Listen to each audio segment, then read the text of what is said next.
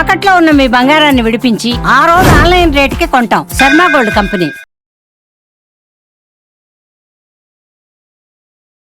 కోయి కోయి సాంగ్ పాడి అందరితో వావ్ అనిపించుకుంటున్నటువంటి గురప్ప గారు ఉన్నారు. మాట్లాడేద్దాం పదండి. కుర్రోయ్ కోయా రే కోయ్ కోయ్ కోయా బామారి సందమామ కోయ్ కోయ్ కోయ్ కోయ్ రే రే లా రే రే లా రే లా రే రే లా రే రే లా రే లా ఎలా రే లా రే లీలా ఎలా రే లా రే లీలా రే లా రే లా రే లీలా. అసలు మీ జర్నీ ఎలా స్టార్ట్ అయింది? పుట్టిందంతా భద్రాచలం ఏరియా. ఆడవాళ్ళని కాపాడుకోవడానికి, ఆడవాళ్ళని రక్షించడానికి 5 రకాల పాములేషన్తో నన్ను పెంచారు.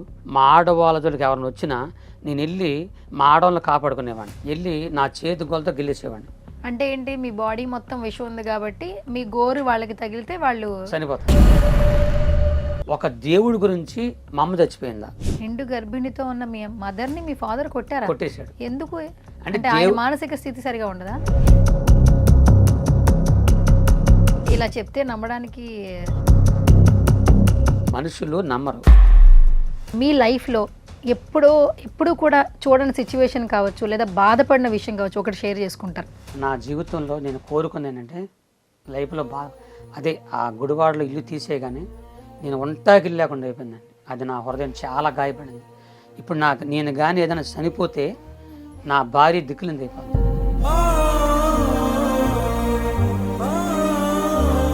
అది ఒక్కటే నా హృదయంలో చాలా బాధపడింది. 40 సంవత్సరాలు ఆ దేవుని సేవ చేశాను. ఈరోజు ఒంటాకి లేకుండా అయిపోయింది. చర్చి కూడా లేదు. నేను ఎవరిని మోసగాడినైతే మోసం లెక్క ఉండగలిగితే నేను ఏ రకంగా సంపాదించేవాడిని.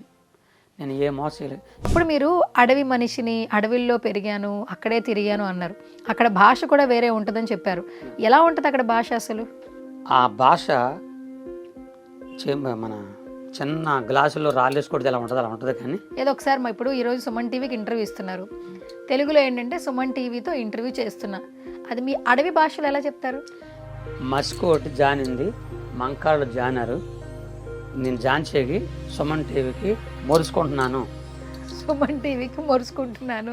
హాయ్, హలో, నమస్తే. This is Suvarna. Welcome to Suman TV. So ఇప్పుడు యూట్యూబ్ ఆన్ చేసిన, ఇన్స్టాగ్రామ్ రీల్ చూసిన, ఫేస్బుక్ చూసిన, ఎక్కడ చూసినా కూడా ఒకే ఒక్క పర్సన్ కనిపిస్తూ ఉన్నారు. ఓవర్ నైట్లో స్టార్డమ్ అంటే ఈయన గురించే మాట్లాడుకోవాలి. ఎక్కడ చూసినా కూడా గురవారప్ప గారి గురించే మాట్లాడుకుంటున్నారు. కోయ్ కోయ్ అనే సాంగ్ ఎంత ట్రెండింగ్లో ఉందో మనందరికీ తెలుసు. సో అలియాస్ క్రీస్తు దాసు. సో రైట్ నో మనం విజయవాడలో ఉన్నామండి. సో హైదరాబాద్ నుంచి విజయవాడ వచ్చాము. ఆ విధంగా ట్రెండింగ్లో ఉన్నారని చెప్పుకోవచ్చు. రైట్ నో నాతో పాటు కోయ్ కోయ్ సాంగ్ పాడి అందరితో వావ్ అనిపించుకుంటున్నటువంటి గురప్ప గారు ఉన్నారు. మాట్లాడేద్దాం పదండి. నమస్కారం అండి. నమస్కారం అమ్మా. ఎలా ఉన్నారు? బాగున్నానమ్మా. సో మొత్తానికి మమ్మల్ని హైదరాబాద్ నుంచి విజయవాడ రప్పించారు. భగవంతుడి దయమ్మా. భగవంతుడి దయ.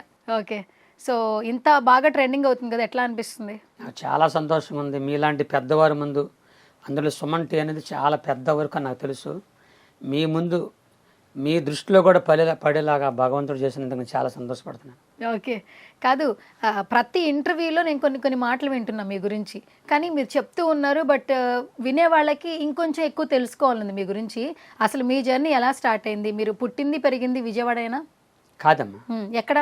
పుట్టిందంతా భద్రాచలం ఏరియా. భద్రాచలం ఆ ఏరియాలోనే కొంట అనే ప్రాంతంలో పుట్టాను.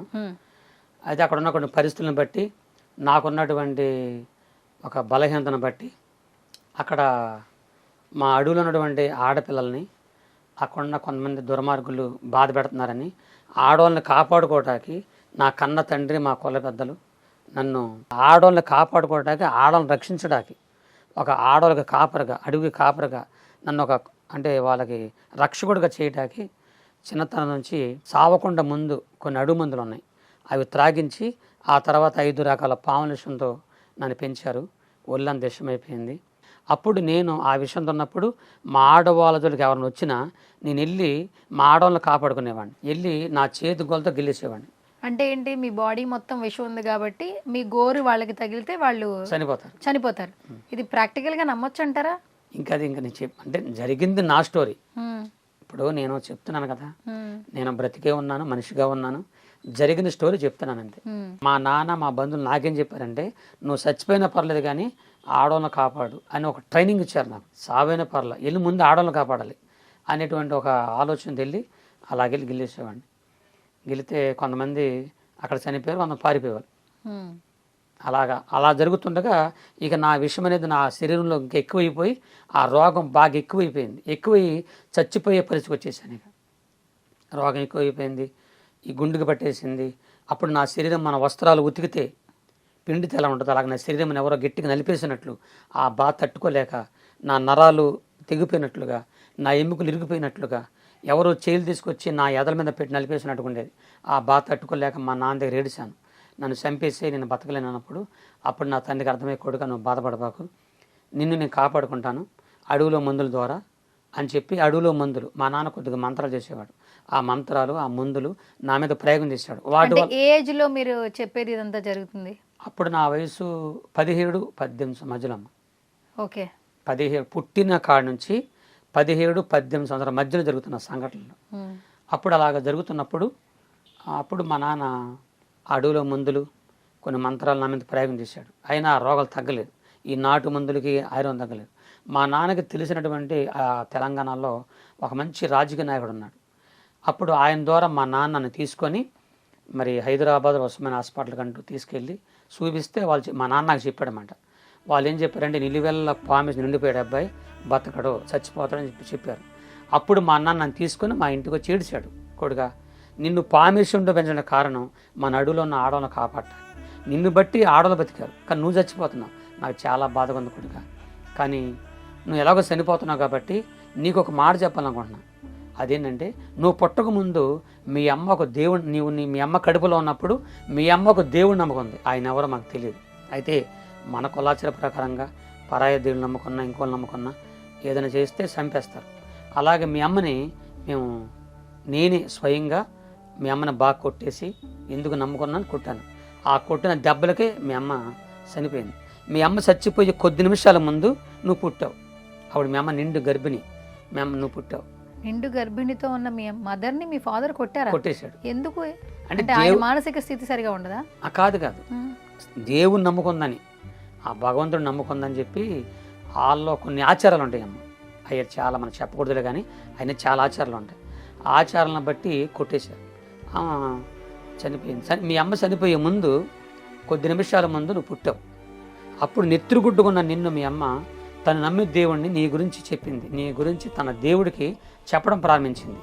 ఏం చెప్తుందంటే, అయ్యా దేవుడా నా కొడుకు పుట్టాడు, ఈడు నీ బిడ్డగా మార్చుకో, బతికించు, నేను ఎలాగో చనిపోతున్నా, నా కొడుకుని కాపాడు, నా కొడుకుని నీ బిడ్డగా మార్చుకోమని చెప్పి ఆ మాటలు చెప్పి మీ అమ్మ చచ్చిపోయింది. మీ అమ్మ చనిపోయింది కానీ నేను నమ్మేది ఏంటంటే మీ అమ్మ నమ్ముకున్న ఆ దేవుడు, మీ అమ్మ ఆరాధించి పూజించిన ఆ దేవుడే నిన్ను ఖచ్చితంగా కాపాడుతాడు, నా నమ్మకం కొడుక. అంటే ఈ మందుల వల్ల నీ రోగం తగ్గట్లేదు కాబట్టి ఖచ్చితంగా నీ తల్లి దేవుడై నిన్ను కాపాడుతాడు అని చెప్పి నాకు చెప్పాడు. అప్పుడు నాకు కొద్దిగా ఆలోచన వచ్చింది, ఒక దేవుడి గురించి మా అమ్మ చచ్చిపోయిందా అంటే ఆ దేవుడు ఎంత గొప్ప దేవుడు అంటే ఆ దేవుడే జీససా? చెప్తాను. ఆ దేవుడు ఎంత గొప్ప దేవుడు అప్పుడు నాకు తెలియదు. ఆ దేవుడు ఎంత గొప్ప దేవుడు. సరే ఒక దేవుడి గురించి చంపేస్తారా? సరే నాకు చాలా బాధ కలిగి మా అమ్మ గురించి ఏడుస్తూ మా అడవిలో నా చెట్టు పైకి వెళ్ళిపోయాను. ఆ చెట్టు ఎక్కిన తర్వాత ఆ చెట్టు పైన నుండి ఏడుస్తున్నాను. నాకు అప్పుడు ప్రార్థన నాకు తెలియదు. తల్లి, నన్ను కన్న తల్లి, ఆరాధించి పూజించిన దేవుడా నన్ను కాపాడు, చచ్చిపోతున్నాను, నా రోగమైన చంపేస్తుంది, నన్ను బతికించు అని ఏడుస్తుంటే అలాగ నేను చెట్టు మీద ఉన్నాను. అలా చూస్తుంటే ఆకాశంలో నుండి ఒక తెల్లని మనిషి, మీలాగా ఒక మనిషి తెల్లని వస్త్రాలు ధరించుకొని నేను ఎక్కడైతే ఏ చెట్టు మీద ఉన్నానో నా చెట్టుకి 10 అడుగుల దూరంలో గాల్లో నిలబడ్డాడు. ఆ మనిషి గాల్లో నిలబడితే అదే ఫస్ట్ నేను చూడడం. ఇందుకు గాలిని చూస్తూ ఉన్నా. అప్పుడు ఆ మనిషి నాకు అర్థమయ్యే భాషలో మాట్లాడుతున్నాడు. చెక్కమెగడ మేసర గొప్ప వాతం జలందం జలపైన కాసుకొని దిలవని దేహం, ఏసునుడి దేహమే జీనుడి దేహం. ప్రపంచంలో నీ రోగాన్ని బాగు చేసి నువ్వు చచ్చిపోతున్నావు కదా, నిన్ను బతికించే ఒక ఆయన ఉన్నాడు. ఆయన ఎవరో కాదు, నీ కన్న తల్లి ఆరాధించి పూజించిన ఆ దేవుని పేరే యేసుక్రీస్తు ప్రభు. నిన్ను బాగు చేస్తాడు, నిన్ను స్వస్థపరుస్తాడు అని నాకు అర్థమయ్యే అబ్బాలు చెప్తున్నాడు. అప్పుడు నాకు అర్థమైంది దేవదూత అని. నా కిందకి దిగి 15 రాత్రులు 15 పగలమ్మ నాతోనే అడవిలో ఒక మనిషిలాగే తిరుగుతున్నాడు అన్నమాట. అయితే నేను నా కాళ్ళేమో కింద అంతా ఉన్నాయి. ఆ అడవిలో నేను నడుస్తున్నాను. దేవదూత నాతో మాట్లాడిన మనిషి కాళ్ళు కనిపించట్లేదు, గాల్లో తేలిపోతున్నారు అన్నమాట. అప్పుడు నాకు అర్థమైంది ఇది మనిషి కాదు, ఎవరో నేను అడిగాను కదా, అందుకే నా తల్లి ఆరాధించింది కదా ఆ దేవుడు వచ్చాడేమో అని ఏడుస్తూ ఉన్నా. అప్పుడు ఆయన కొన్ని విషయాలు చెప్తున్నాడు దేవుడి గురించి. నాకు ఒక విశ్వాసం కలిగింది, ఖచ్చితంగా నా తల్లి దేవుడే నన్ను బాగు చేస్తాడు అనే ఒక నమ్మకం నాకు వచ్చింది. వచ్చిన తర్వాత నేను ఏడ్చాను. అప్పుడు 1984 సంవత్సరం నాకు బాగా గుర్తుంది. 84 ఆ సంవత్సరంలో గుంటూరు అనే పట్టణంలో ఈ లోపల ఆ దేవత చెప్పిన మాటలన్నీ విని నాకు విశ్వాసం కలిగిపోయింది, ఖచ్చితంగా నా తల్లిదేవుడు కాపాడతాడని. 84 సంవత్సరం ఆ సంవత్సరంలో గుంటూరు అనే పట్టణంలో జీసస్ కాల్స్ యేసు ప్రభు వారి యొక్క సభలు జరుగుతున్నాయి. అక్కడ దేవదూత అక్కడ నుంచి నేనున్న అడవికి ఇక్కడ కొన్ని 100 కిలోమీటర్ల దూరం ట్రైన్లో వచ్చానో బస్సులో వచ్చానో నాకు ఏ వాహనంలో వచ్చానో అంత గుర్తులేదు. నాకు దేవుని దూత నా చేపట్టుకున్నారు, నేను చేపట్టుకున్నాను. అలా చేపట్టుకోగానే కళ్ళు మూసాను, కళ్ళు తెరిసేసరికి ఆ సభలో ఉన్నా. అంటే మీరు ఎలా వెళ్ళారు తెలియదు. ఇక అదే ఆశ్చర్యం ఉండే, దేవుడు అంటే అదే కదా. నేను అట్లా కళ్ళు మూసుకున్నాను, దేవదూత కళ్ళు అట్ట పట్టుకున్నారు. అలా కళ్ళు తెరవగానే ఆ సభలో ఉన్నా అనమాట, గుంటూరులో సభలో ఉన్నా. అంటే ఇలా చెప్తే నమ్మడానికి అంటే బేసికల్గా ఎవరైతే నమ్మరు కదా, మనుషులు నమ్మరు. దేవుడు చేసే కార్యాలు దేవుడు అంటేనే, ఈ రోజున దేవుడు అంటేనే ఎవరు నమ్మట్లేదు అనుకోండి. దేవుడు చేసే కార్యాలు లేకుండా మనుషులకు అసాధ్యం ఇది, కానీ దేవునికి సాధ్యం. దేవుడు అనేవాడికి సాధ్యం అన్ని, ఆయన ఏదైనా చేయగలడు. అందుకే ఆయన సర్వాంతర్యం అన్నారు. కాబట్టి అలా ఉన్నాను. ఉండేసరికి జనం అక్కడ ఎక్కువగా ఉన్నారు, వాళ్ళందరూ ప్రార్థన చేస్తూ ఉన్నారు. ఎన్ని సంవత్సరాలు అవుతుంది ఆ టైంలో నా వయసు 17-18 సంవత్సరాలు. 17 సంవత్సరాలకి 18 తీసుకోండి. అలాగున్నాను. వాళ్ళందరూ జనమంతా దేవుని స్తుతిస్తున్నారు. నాకు ప్రార్థన చేత కాదు, నేను అలాగే చూస్తూ ఉన్నాను. మీరు ఇంకా ఆశ్చర్యపోతారు. అలా చూస్తుంటే నేను ఒకటే ఏడుస్తున్నాను, అయ్యా యేసయ్యా నీ గురించి తెలుసుకున్నాను, నువ్వు గొప్ప దేవుడిని తెలుసుకున్నాను. నేను చచ్చిపోతున్నాను, నా రోగమే నన్ను చంపేస్తుంది, నన్ను బ్రతికించు, నేను చచ్చిపోయే వరకు నీ సేవ చేసుకుంటాను, నాకు సాయం చేయమని నాకున్న మాటలు నేను చెప్పుకుంటున్నాను. అలా చూస్తుండగానే కళ్ళు మూసుకోవడం చేత కదా నాకు, ప్రార్థన అంటే కళ్ళు మూసుకుంటారు కదా, నేను కళ్ళు తెరిచే ఉన్నాను. ఆకాశంలో ఇది మాత్రం ఆకాశంలో తెల్లని వెలుగు, ఆ వెలుగు నాకు కనబడుతూ ఉంది. ఆ వెలుగులో నుండి ఒక చేయి నాకు కనబడుతుందండి. ఆ చేతిలో నుంచి ఒక గాయం కనబడుతుంది. అలా రక్తం నాలోకి వస్తున్నట్లుగా అనిపించింది. అలా రక్తం వస్తున్నప్పుడు నాలోకి వస్తున్నట్టుగా అనిపించింది. కింద పడిపోయి నాకు తెలియకుండానే నేనేదో కక్కేస్తా ఉన్నాను.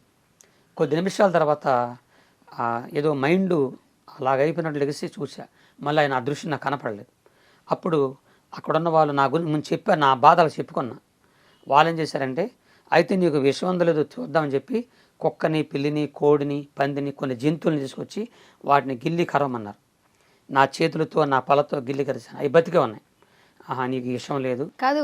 అప్పుడు దాకా ఉన్న విషయం ఒక్కసారికి ఎలా పోయింది? అంటే మీరు చెప్తున్నారు, మేము నమ్ముతున్నాము, అప్పుడు దాకా ఉన్న విషయం మరి బిఫోర్ మీరు మీ నోటి దగ్గరికి వెళ్ళినా లేదంటే మీ చేతి గోరుతో గిల్లినా వాళ్ళు చనిపోతున్నారని చెప్పారు. సడన్గా ఎలా మారిపోద్ది అంటారు?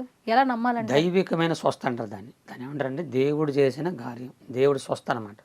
ప్రభువు నన్ను స్వస్థపరిచాడు. పడగానే కింద పడిపోయాను.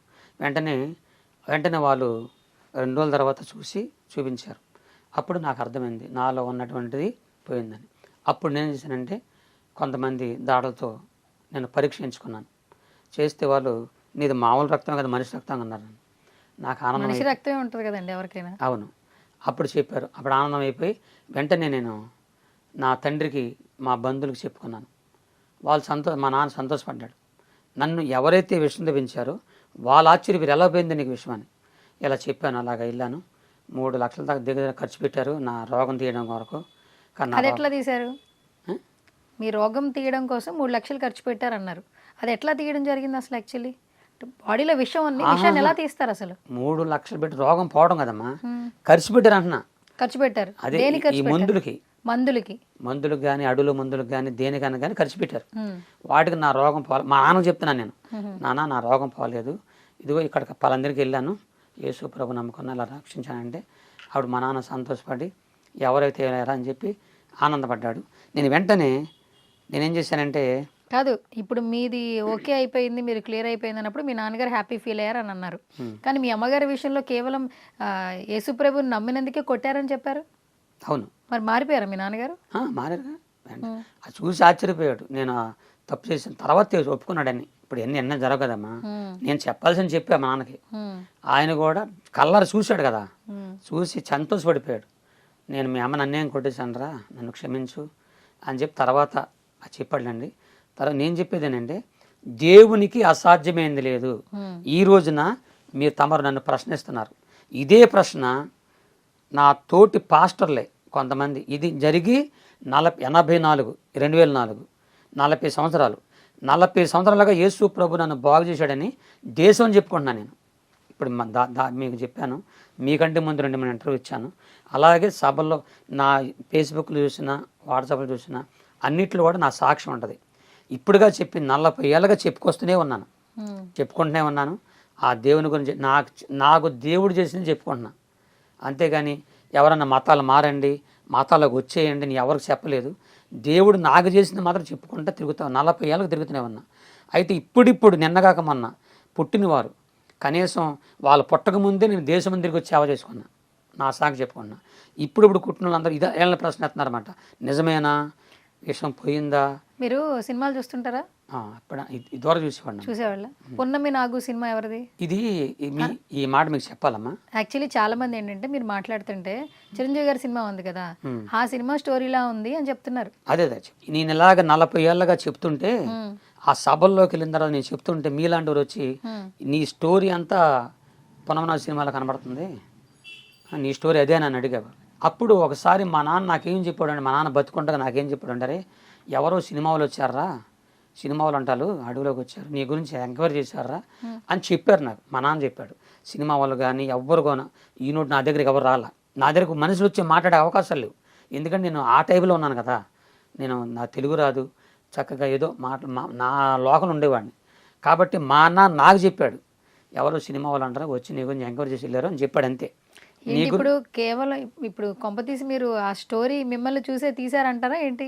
కాదమ్మా, కొంప తీసివద్దు, కొంప నిలబెట్టొద్దు, కానీ నాకు అంత అవసరం, అంత కర్మ నాకు పట్టలేదు. కానీ మా నాన్న ఎవరో వచ్చారు నీ గురించి తీసుకెళ్ళిపోయారు అన్నారు.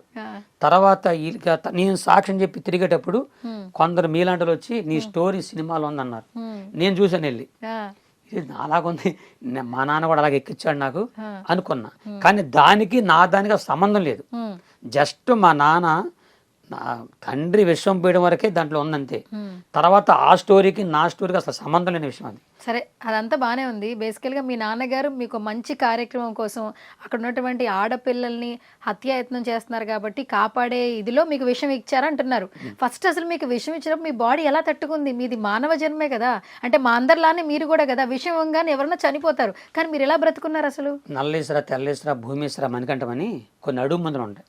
నేను ముందే తమకు చెప్పాను, అందరికి చెప్తున్నాను, నా సభలో కూడా చెప్తాను. అది మనిషి విషం పాములు గరిసిన పామిషం దాగన సావకుండా ఉండే కొన్ని మందులు ఉన్నాయి. ఆ మందులు ముందు నాకు తాపారన్నమాట, ముందు నాకు త్రాగించారు. ఈ అడుగు మందులో ఉన్న పసల శక్తి మనిషి శరీరంలో ఎంతకాలం ఉంటే అంతకాలం ఎన్ని పామిషాలు తాగినా, ఎన్ని పాములు గరిసినా మనిషి బతికే ఉంటాడు. పామిషం ఎప్పుడు, ఈ మందుల శక్తి శరీరంలో ఎప్పుడు తగ్గిపోతాయో అప్పుడు చచ్చిపోతాడు మనిషి. ఇప్పుడు నాకు జరిగింది అదే. ఓకే, అదేనా మానవ జన్మ అంటే అందరికి పాము. ఇప్పుడు నేను చచ్చిపోతాను, నేను ఇప్పుడు పాము చచ్చిపోతాను నేను. ఈ క్వశ్చన్స్ కూడా అలా అపార్థం చేసుకునే వాళ్ళకి ఒక ఆన్సర్ ఇస్తారని నేను. అవునమ్మా. ఎవరో కాదు, కొంతమంది ఈర్ష కలిగిన వారు ఎక్కువ ఉంటారు. మా క్రిస్టియన్లు ఎక్కువ ఉన్నారు, ఎక్కువ ఉన్నారు, పాస్టర్లు ఎక్కువ ఉన్నారు. ఒకటి ఎదుగుతుండే చూసి వారు లేరు. ఇప్పుడు నేను ఎంత పైకి వచ్చానా, వాళ్ళు వాళ్ళ జీవితంలో నాకు తెలిసి వాళ్ళు 100 జన్మలెత్తిన ఎంత అభివృద్ధి అవరాలు. ఆ భగవంతుడు ఎందుకు ఈ దిక్కు మాలినోడిని, ఎక్కడ అడుగులో పుట్టినోడిని, కనీసం తెలుగు కూడా రానోడిని, నా భాష, ఈ భాష కూడా రావడానికి మెయిన్ కారణం అంటే మా నాన్న, మా బంధువులు అప్పుడప్పుడు అనగారిపోయిన, వెనకబడిపోయిన ఎస్టీ కలిగినటువంటి జాతులు. కాబట్టి త్వరలో కనుమరుగైపోయే, అంతరించిపోయే ఈ భాషని కనీసం ఎవరైనా వింటారా, అసలు ఎవరైనా దీన్ని పట్టించుకుంటారా అని బాధపడేవాళ్ళు. అప్పుడు నా మనసులో మించేది ఎలాగంటే ఈ భాషని కనీసం అందరం మాట్లాడకపోయినా ఒక్క మాట నా ప్రపంచంతో అనిపించాలని నాకు అనిపించేది. మీసాల గురవప్ప ఇది మీ అంటే మీకు పెట్టిన పేరా మీరు పెట్టుకున్న పేరా? ఇది విక్నేమ్ అమ్మ. Nick name. ఓకే. ఆంబోతి అంకన్న, దున్నపోతులు రయ్య, బరిగొడ్ల సాంబయ్య, ఏనుగులు గంగమ్మ ఇవన్నీ విక్నేమ్ అన్నమాట. వీళ్ళందరూ మీ తాతలు ముత్తాతలు వాళ్ళ పేర్లు అలా ఉండేవి, అంతేగాని ఇంటి పేర్లు కాదు. ఇంటి పేర్లు కాదు. ఇంటి పేర్లు కాదు, సరదాగా నవ్వించుకుంటాకి ఆనందంగా ఆ పేర్లు పెట్టుకునేవాళ్ళు. ఇంకా చెప్తే ఆ బూతుల్లా ఉంటే మనం చెప్పకూడదు, కానీ అలాంటి కొన్ని ఉన్నాయి. ఓకే. ఈ క్రీస్తు అని పెట్టుకున్నారు కదా పేరు, అది ఎప్పుడు పెట్టుకున్నారు మీరు? ప్రభు నన్ను స్వస్థపరిచిన తర్వాత మా పాస్టర్ గారు నాకు బాప్తిసం ఇచ్చి, నేను ఆయన బలవంతం చేయలే. నేను వెళ్ళి అయ్యగారు నాకు ఎంత యేసుప్రభు మేలు చేశాడు, నాకు బాప్తిసం అంటే అప్పుడు ఆయన అప్పుడే నీకేమన్నా కొంతకాలం ఆగమన్నాడు. నేను తొందరగా ఏమన్నా నేను ఆయన బలవంతం చేశా. ఆయన నా తప్పయ్యా, నువ్వు కొంతకాలం ఆగాలని చెప్పి ఆపి అప్పుడు నేను అన్నీ తెలుసుకున్న తర్వాత నాకు బాప్తిసం ఇచ్చి ఈ పేరు పెట్టారు. ప్రార్థన చేసి క్రీస్తు దాస్ అని పెట్టారు. క్రీస్తు దాస్. అప్పుడు మీరు అడవి మనిషిని, అడవిల్లో పెరిగాను, అక్కడే తిరిగాను అన్నారు. అక్కడ భాష కూడా వేరే ఉంటుందని చెప్పారు. ఎలా ఉంటుంది అక్కడ భాష అసలు? ఆ భాష మన చిన్న గ్లాసులో రాళ్ళేసుకోవడం ఎలా ఉంటుంది అలా ఉంటుంది. కానీ ఏదో ఒకసారి ఇప్పుడు ఈరోజు సుమన్ టీవీకి ఇంటర్వ్యూ ఇస్తున్నారు, తెలుగులో ఏంటంటే సుమన్ టీవీతో ఇంటర్వ్యూ చేస్తున్నా, అది మీ అడవి భాషలో ఎలా చెప్తారు? మస్కోటి జానింది, మంకాళ్ళు జానారు, నేను జాన్చేకి సుమన్ టీవీకి మొరుసుకుంటున్నాను, సుమన్ టీవీకి మొరుసుకుంటున్నాను చెప్పుకుంటున్నాను. అదా. ఓకే. ఈ మర్స్కోటి ఏంటి? మస్కోట్ అంటే మీరు, అచ్చా నేను, మంకాళ్ళు అంటే ఈ ముగ్గురు, మాంకాళ్ళు అంటే ఇక్కడ ఉన్న వాళ్ళు. అదమ్మా. ఓకే, చెప్పుకుంటున్నారు అంతేనా? ఓకే. వాళ్ళు నన్ను పిలుచుకొచ్చారు, నేను నా బాధలు చెప్పుకుంటున్నాను అని అర్థం. ఇప్పుడు మా సుమన్ టీవీకి మేము ఏం చేస్తామంటే, మా సుమన్ టీవీ ఆడియన్స్ని అంటే మా ఛానల్ సబ్స్క్రైబ్ చేసుకోండి అని చెప్తాం ఇంటర్వ్యూ ఎండింగ్లో. మీ భాషలో, అడవి భాషలో సుమన్ టీవీ చూడండి, సుమన్ టీవీ సబ్స్క్రైబ్ చేయండి అని అలా చెప్తారు. మస్కోటి మంకాళ్ళు జాన్ చెగినారు, అందరు లోచాగండి, అందరు లోచాగండి, జానిపోవద్దు, లోచాగండి, అందరు చూడండి, తప్పందరూ చూడండి, మర్చిపోకండి. ఇందులో కొంచెం ఒక రకమైన వేరే భాష వస్తుంది కదా, అడవి భాష అంటే కొంచెం బూతులు యాడ్ అవుతాయా? కొన్ని అవుతాయి, అందుకని నేను కట్ చేశానట్టు. కట్ చేశారు మీరు. ఓకే, సరే. సో అడవిలోంచి తెలుగు భాష ఎట్లా నేర్చుకున్నారు మీరు? ఇక్కడికి వచ్చిన తర్వాతే అప్పుడు నేను మా నాన్న, మా బంధువులు కొంతమంది, నేను చిన్నతనంలో గుడివాడ వచ్చారమ్మా. గుడివాడ. గుడివాడ వస్తే గుడివాడలో గుడ్మెన్పేట అనే ప్రాంతంలో గుడివాడ రాగానే అక్కడ ఇందిరాగాంధీ గారు హయాం ఉన్నప్పుడు అప్పుడు మాకు కొన్ని స్థలాలు ఇచ్చి, ఇళ్ల స్థలాలు ఇచ్చి ఇల్లు కట్టించారు. అది గుడివాడ గుడ్మెన్పేట పక్కన అన్నమాట. అప్పుడు గుడ్మెన్పేటలో సిఎస్ఐ అనేటువంటి ఆ బడిలో దేవదానం మాస్టర్ గారు కొంతమంది నన్ను చూసి, మీలాంటి వెనకబడినలు చదువుకుంటే బాగుపడతారని వాళ్ళు నన్ను చదివించారు. ఎక్కడ చదువుకున్నారు మీరు? 7th చదివాను. 7th class. 18 సంవత్సరాల వయసులో బడిలోకి వెళ్ళాను నేను. మళ్ళీ ఫస్ట్ క్లాస్కి వెళ్ళారు? ఫస్ట్ క్లాస్కి వెళ్ళి ఫస్ట్ అది వెళ్ళటం నేను. పాపం పిల్లలందరూ భయపడిపోయి ఉంటారుగా. పారిపోయారు. నన్ను ఫస్ట్ 1వ తరగతి పొందలమ్మ గారు కూడా ముందే పారిపోయారు. అంటే ఈ జుట్టు గిట్టు అప్పుడు చాలా భయంకరంగా ఉండేవాడిని. భయంకరంగా అలాగంటే అప్పుడు నేను వాళ్ళ కాళ్ళు పట్టుకుని ఏడ్చాను. నేను చదువులేనివాడిని, అనాగరికుడిని, కొంచెం చదివించండి, నాకు తెలుగు రాదు, తెలుగు చదివించండి అని ఏడ్చాను వాళ్ళ దగ్గర. నేను అప్పుడు నా మీద ప్రేమతో చదివించారు. 18 ఏళ్ళకి మీరు అప్పుడు స్కూల్కి వచ్చి చదువుకున్నారు, అప్పుడే తెలుగు నేర్చుకున్నారా? అవునమ్మా. ఎక్కడ, ఏ ఏరియా అసలు అది? గుడివాడ గుడ్మెన్పేట సిఎస్ఐ అనే బడిలో నేర్చుకున్నాను. ఓకే. 5 వరకు అక్కడ ఉంది, 6, 7 ఏమో గుడివాడ ఏజీకే స్కూల్. అచ్చా. ఓకే. సో ఇప్పుడు మీరు బాగా చదువుకునేవారా? మీకు మార్క్స్ ఎలా వచ్చేవి? నా మార్క్స్ గురించి చెప్తుంటే మరి నవ్వుతారు మీరు. పర్లే చెప్పండి. ఇప్పుడు నా చిన్నతనంలో 7th క్లాస్ ఏజీకేలో చదివినప్పుడు 7th క్లాసులో ఉండేది. 7th క్లాసులో కూడా నేను ఇప్పుడు 10th పిల్లలకి పబ్లిక్ పరీక్షలు ఉన్నాయో 7th కూడా పబ్లిక్ పరీక్షలు ఉన్నాయి. నా రోజుల్లో కష్టపడి రాశాను ఆ 6 సబ్జెక్టులు. నేను రాసిన రైటింగు ఆ దిద్దే మాస్టర్లకు అర్థం కాక 6 సబ్జెక్టులకి పెట్టారు 0. ఒక్క సబ్జెక్టుకి 1 మార్క్ రాల. రైటింగ్ రాదా? రైటింగ్ రాదు ఇప్పటికే. సరిగా నేను రాస్తే నా రైటింగ్ ఎవరికి అర్థం కాదు. సంతకం పెడతారా? సంతకం పెడతాను. సంతకం పెడతారు. తెలుగు బాగా చదువుతాను. తెలుగు బాగా చదువుతారు. ఇప్పుడు ఆల్మోస్ట్ సభల్లో మీరు తెలుగు బాగా మాట్లాడుతున్నారు. తెలుగు. మరి ఈ రైటింగ్ ఎలా వచ్చింది మీకు? ఇదే మాస్టర్లే సగం నేర్పించారు. ఓకే, మొత్తానికి 6 సబ్జెక్టులు పోయాయి. 6 సబ్జెక్టులు మొత్తం ఫినిష్ అయిపోయింది. 7th తప్పనమాట, 7th fail. ఇంకా అక్కడ నుంచి మళ్ళీ ఇక అప్పటికే వయసు మీరిపోయిందని బయటకు వచ్చి 7th చదివినందుకు నాకు గవర్నమెంట్ వారు మా మాస్టర్ లెక్క ప్రేమతో స్టేట్ బ్యాంకులో జాబ్ ఇచ్చారు. అంటే వాలంటీర్గా కొంతకాలం కష్టపడి నువ్వు చేసుకుంటే మీకు నేను పర్మనెంట్ చేస్తానని చెప్పారు. ఏం జాబ్ అది? ఫైల్ అందిస్తారు కదా. ఫైల్స్ అందిస్తారు అంటే ఆఫీస్ వర్క్ చేశారు, ఆఫీస్ బాయ్ లెక్క. బాయ్ లాగా. అదే నేను అప్పుడు చేస్తున్నప్పుడు అప్పుడు నాకెందుకో కొద్దిగా నా ప్రేరేపణ, నాకెంత దేవుడు మేలు చేశాడు కదా, మరి ఆ రోజు నేను మొక్కబడి చేసుకున్నాను. అయ్యా నన్ను దేవుడా నన్ను బాగా చేస్తే నీకు సేవ చేస్తానన్నాను కదా, మళ్ళీ ఈ పని చేస్తే బాగోదని చెప్పేసి నేను వెంటనే కొంతమంది పాస్టర్ గారు అయ్యగారు చెప్పుకొని, మా పాస్టర్ గారు చెప్పుకొని ప్రార్థన చేసుకొని ఇంక వెంటనే ఆ పని కూడా మానుకొని నా చిన్నతనంలో యవన పనులన్నీ మానుకొని దేవుని సేవకు వచ్చానమ్మా. వచ్చి ఒక చిన్న చర్చిలో గుడివాడ పక్కన ముదినేపల్లి ఉండదు, ముదినేపల్లి పక్కన గురజ అనే ఊరు ఉండదు, అక్కడ పాస్టర్ గారుగా నేను సేవ చేయడం ప్రారంభించాను. ఎన్ని సంవత్సరాల నుంచి మొదలు పెట్టారు అలా పాస్టర్గా మీరు? 88 నుంచి 95 వరకు పాస్టర్గా చేశారు. పాస్టర్గా చేశాను. ఇప్పుడు మీ వయసు ఎంతో తెలుసుకోవచ్చా? 60 దాటుంది. 60 దాటింది. ఓకే, బాగానే ఆరోగ్యంగా ఉన్నారు, బాగా కనిపిస్తున్నారు ఆరోగ్యంగా. అవునమ్మా. ఏం తింటారు మార్నింగ్ ఈవినింగ్ ఏం తింటారు? నేను అన్ని మామూలుగా తింటానమ్మా, ఎక్కువ అన్ని మామూలుగానే తింటారు అంటే ఈ చికెన్లు ఈ మటన్లు ఎక్కువ తిన్నాము. వెజిటేరియన్ చిన్నతనంలో బాగా తినేసేవాడిని, కానీ ఈ సేవలోకి వచ్చిన తర్వాత ఎక్కువ తింటాం మర్చిపోయాను. సేవలోకి వచ్చాక వెజిటేరియన్ తినాలనే ఉందా? ఎక్కువగా అవసరం లేదు అంటే అలా కాదు, నేను వెళ్ళే ప్రతి చోట కూడా ఎక్కువగా ఇదే పెడతారు. ఏంటిది? కోడి మాసాలు అవి తిన్న తర్వాత అప్పుడు కొద్దిగా నాకు అనారోగ్యం చేసింది. ఏంది తిరగడం, రాత్రి అంతా మీటింగ్, ప్రయాణాలు, దానివల్ల కొద్దిగా అనారోగ్యం అయ్యాను. అక్కడ నుంచి కొద్దిగా తగ్గించేసాను అనమాట. తగ్గించేశారు. ఓకే, ఇప్పుడు ఏంటి మీరు మీ ఇంట్లో ఎవరెవరు ఉంటారు? నేను, నా భార్య. పెళ్ళయింది మీకు? నాకు పెళ్ళయింది. ఓకే, 2 కూతుర్లు, 2 పిల్లలు, 2 కూతుర్లు, 2 అల్లుళ్ళు, 3 మనవరాళ్ళు, 1 మనవడు. ఓకే, పెద్ద కూతురు పెద్ద అల్లుడు గుడివాడలో ఏసఐ సేవ చేసుకుంటారు, వాళ్ళిద్దరికి బాబు పాప. చిన్న కూతురు చిన్నలుడు ఇదే విజయవాడలో చిన్న జాబులు చేసుకుంటారు, వాళ్ళిద్దరు ఆడపిల్లలు. అమ్మ నేను నా భార్య ఉంటాం. ఓకే, మీ భార్య పేరేంటి? ప్రభు కుమారి. ప్రభు కుమారి అంటే పుట్టినప్పుడు ఆ పేరు పెట్టారా మీరు మార్చేసారా? ఫస్ట్ నా పేరు మేసాల గురప్ప, ఆమె పేరు గురమ్మ. గురమ్మ పేర్లు కూడా కలిసాయి. ఆ పేర్లు తీసేసి ఇప్పుడు నా పేరు క్రిస్ దాస్, ఆమె పేరు ప్రభు కుమారి. ఓకే, ఏంటి ఎలా ఇంట్లో వాళ్ళు చూసిన పెళ్ళే కదా, అప్పట్లో ఇంట్లో వాళ్ళు చూసిన పెళ్ళిళ్ళేగా. మా నాన్న చూసిన పెళ్ళే, ఆయన మాట తప్పితే తన్నేసేవాడు, కొట్టేవాడు.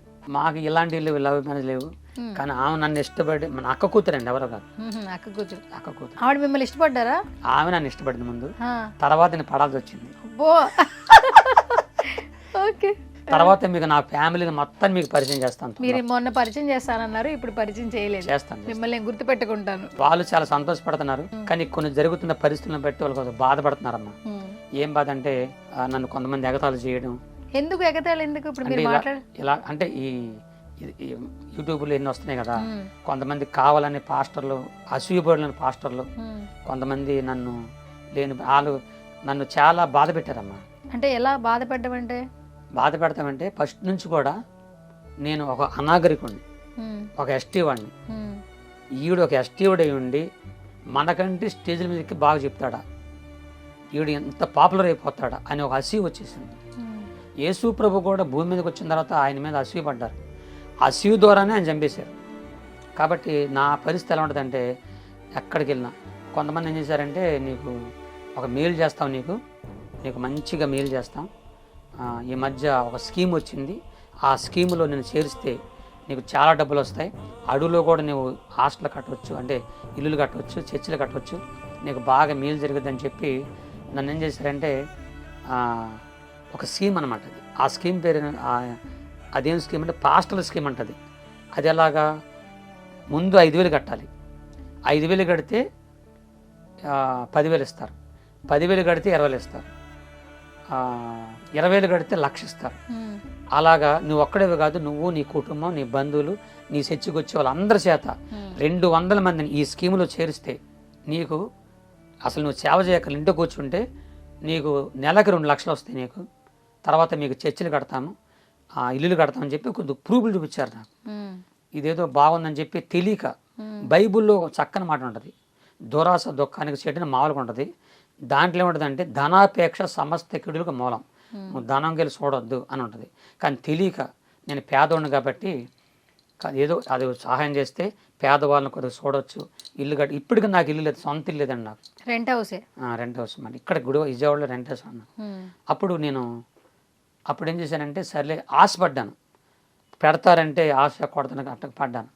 పట్టి నా బంధువుల్ని ఇక్కడ గుడివాడ, ముదినేపల్లి, గురజ ఈ 3 ఊర్లు, ఈ 3 ప్రాంతాల్లో ఉన్న 200 మందిని ఈ స్కీమ్లో చేర్చాను. వాళ్ళందరూ పాపం వాళ్ళకి డబ్బులు వస్తున్నాయని చెప్పి ఆశపడి డబ్బులు కట్టారు. వాళ్ళు ఏం చేశారంటే నన్ను అడ్డుపెట్టి డబ్బులు మొత్తం 20 లక్షలు తీసుకెళ్ళిపోయారమ్మ. 20 లక్షలు వీళ్ళందరూ కడితే వాళ్ళు తీసుకెళ్ళిపోయారు. ఇది ఎప్పుడు జరిగింది? ఇది 2009-10. మరి ఇప్పుడు మీరే వాళ్ళకి బాధ్యులు కదా? నేనే బాధ్యులు చెప్తున్నానమ్మా. వాళ్ళు వెళ్ళిపోయారు. వాళ్ళు వెళ్ళిన తర్వాత నేనేమనాలి వాళ్ళతో, అమ్మా వాళ్ళు ఏదో ఇస్తానన్నారు కాబట్టి, మరి వాళ్ళు ఇస్తానన్నారు కాబట్టి మీరు నమ్మితే కట్టుకోండి, నమ్మకపోతే కట్టొద్దు, నన్ను మాత్రం అనొద్దు, మీ ఇష్టం అమ్మా అని ఒక్క మాట చేస్తే బాగుండేది. నేనేం చెప్పానంటే దానికి అంతటికి బాధ్యుడు నేనే, వాళ్ళు ఒకవేళ రాకపోతే నేనే ఇస్తానని చెప్పా. అనేసరికి వాళ్ళు డబ్బులు ఎత్తుకెళ్ళిపోయారు. ఎత్తుకెళ్ళిపోయిన తర్వాత నేను చాలా ఏడ్చాను. వీళ్ళందరూ వచ్చాయా మరి నువ్వే బాధ్యుడివి, మా డబ్బులు మాకు కట్టేయమన్నారు. 20 లక్షలు పేదవాడిని ఆ యేసు ప్రభు సేవ చేసుకుంటేనే ఆ వచ్చే కానుకలతోనే బతికేవాడు నేను. 20 లక్షలు ఎలా తేవాలని చాలా బాధేసింది. బంధువులు చర్చికి వచ్చేవాళ్ళు, నా స్నేహితులు, వీళ్ళందరూ ఇలా చేయడం వలన, వీళ్ళందరికీ నేను అప్పులైపోవడం వలన చాలా బాధేసి ఆఖరికి నేను చనిపోతాన్న బాధ కలిగింది. అప్పుడు తండ్రి నేను క్షమించు, నేను తప్పు చేశాను, కానీ నేను చచ్చిపోతే ఒక పాస్టర్ అనేవాడు అప్పులు చేసి మాకు ఎగ్గొడు చచ్చాడని అందరూ అంటారు. కాబట్టి ఒక్కసారి నన్ను క్షమించి ఇంకెప్పుడు ఇలా చేయను, నాకు తెలియక ఇంత డబ్బులు అయిపోయినాయి, వీళ్ళందరికీ డబ్బులు కట్టాను, ఆయన ఎలా కడతావు నీ ఇష్టం చెప్పాక ఆశ్చర్యకరుడని 7 రాత్రులు 7 పగల్లో ఇంట్లో కూర్చొని ఏమి తినకుండా ఉపవాసం ఉండి ఆ ప్రభు దగ్గర ఏడ్చానమ్మ, ప్రార్థన చేసుకున్నాను. చేస్తే మీరు ఎట్టగా నన్ను పిలిచారో అట్టాగే అనేకులు నన్ను మీటింగ్లు పిలిచారు, సభలకి పిలిస్తే నేను వెళ్ళి పాటలు పడేవాడిని, వాక్యం చెప్పేవాడిని. దేవుడు వాళ్ళకి ప్రేమించి వాళ్ళ హృదయాల్లోకి వెళ్ళిపోయి నాకు కొద్దిగా ఇస్తానన్న వాళ్ళు నేను అప్పుడు కూడా ఏనాడు కూడా ఎవరు పిలిచినా నాకు ఇంత ఇవ్వండి నేను మీ దగ్గరికి వస్తాను ఎప్పుడు కనలేదండి. అది అందరూ తెలుసు, ప్రతి ఒక్కరు తెలుసు. వాళ్ళ ప్రేమతో నాకు ఇస్తే తప్ప వాళ్ళ సంతోషంగా వాళ్ళు నవ్వుతూ ఇస్తే నేను సంతం తీసుకుంటా. ఇప్పుడు నేను కట్టుకున్న బట్టలు కానీ, నా భార్య బిడ్డలు కానీ, నా 2 కూతురికి పిల్లలు అయినాయి, అన్నీ కూడా దేవుడు ఇచ్చినాయి. నాదంటూ నా తండ్రి సంపాదన కానీ నా తాతల సంపాదన ఏది లేదు, కేవలం ఏసే ఇచ్చాడు.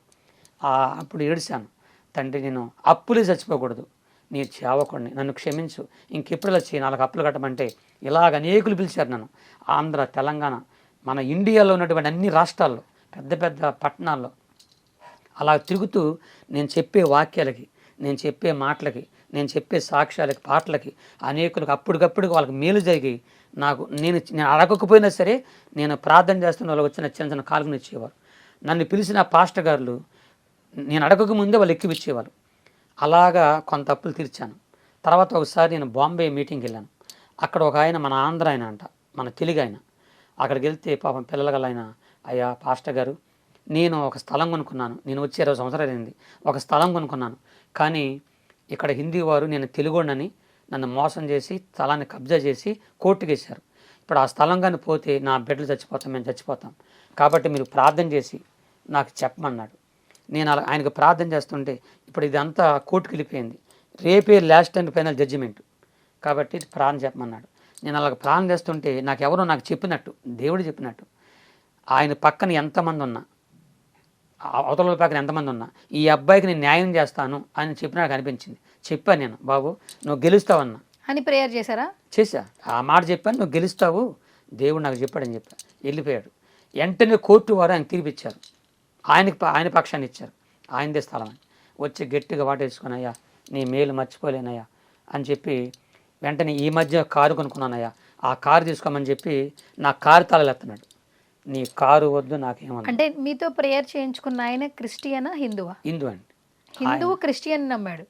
ఆయన వచ్చాడు మాట తెలుసుకుని వచ్చి వచ్చాడు మరి తెలుసుకుని వచ్చాడు మాట. ఓహో అంటే ప్రార్థన కోసం వచ్చాడు, క్రైస్తవులుగా మారిపోవడం కాదు, అదేలేండి ఈ ఆయనకున్న మీతో సమస్యను prayer బట్టి చేయించుకోవడానికి. అంతే ఇస్తా అంటే ఏమంటే మీ కారు వద్దు ఏమొద్దు నాకు, నేను మీకు ప్రేయర్ చేస్తే మీకు నిజంగా మీకు మేలు జరిగితేనే ఇదిగో నా యొక్క నెంబరు, అదే ఇవి ఉంటాయి కదా, మన అకౌంట్ నెంబర్ ఉంది కదా, తీసుకోండి, మీకు ఏదైనా సాయం చేయండి, మీ కారు వద్దు ఏమొద్దు, మీ కారు తీసుకున్నాను కాదని, నాకు అలాంటి ఆశలు కోరుకోవడం నాకు, కాబట్టి తీసుకోమని చెప్పి ఈ రోజు కండి ఆ రోజు ఈ రోజు కూడా నా చేతులకు కానీ నా శరీరం కానీ ఒక్క బంగారం కానీ ఒక ఇండి ధరించనమ్మా.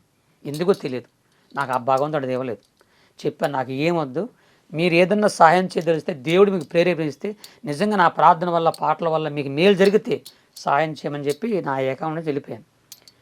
సరే వెళ్ళిపోయిన తర్వాత బ్యాంకులో కొంత సహాయం చేశాడు ఆయన.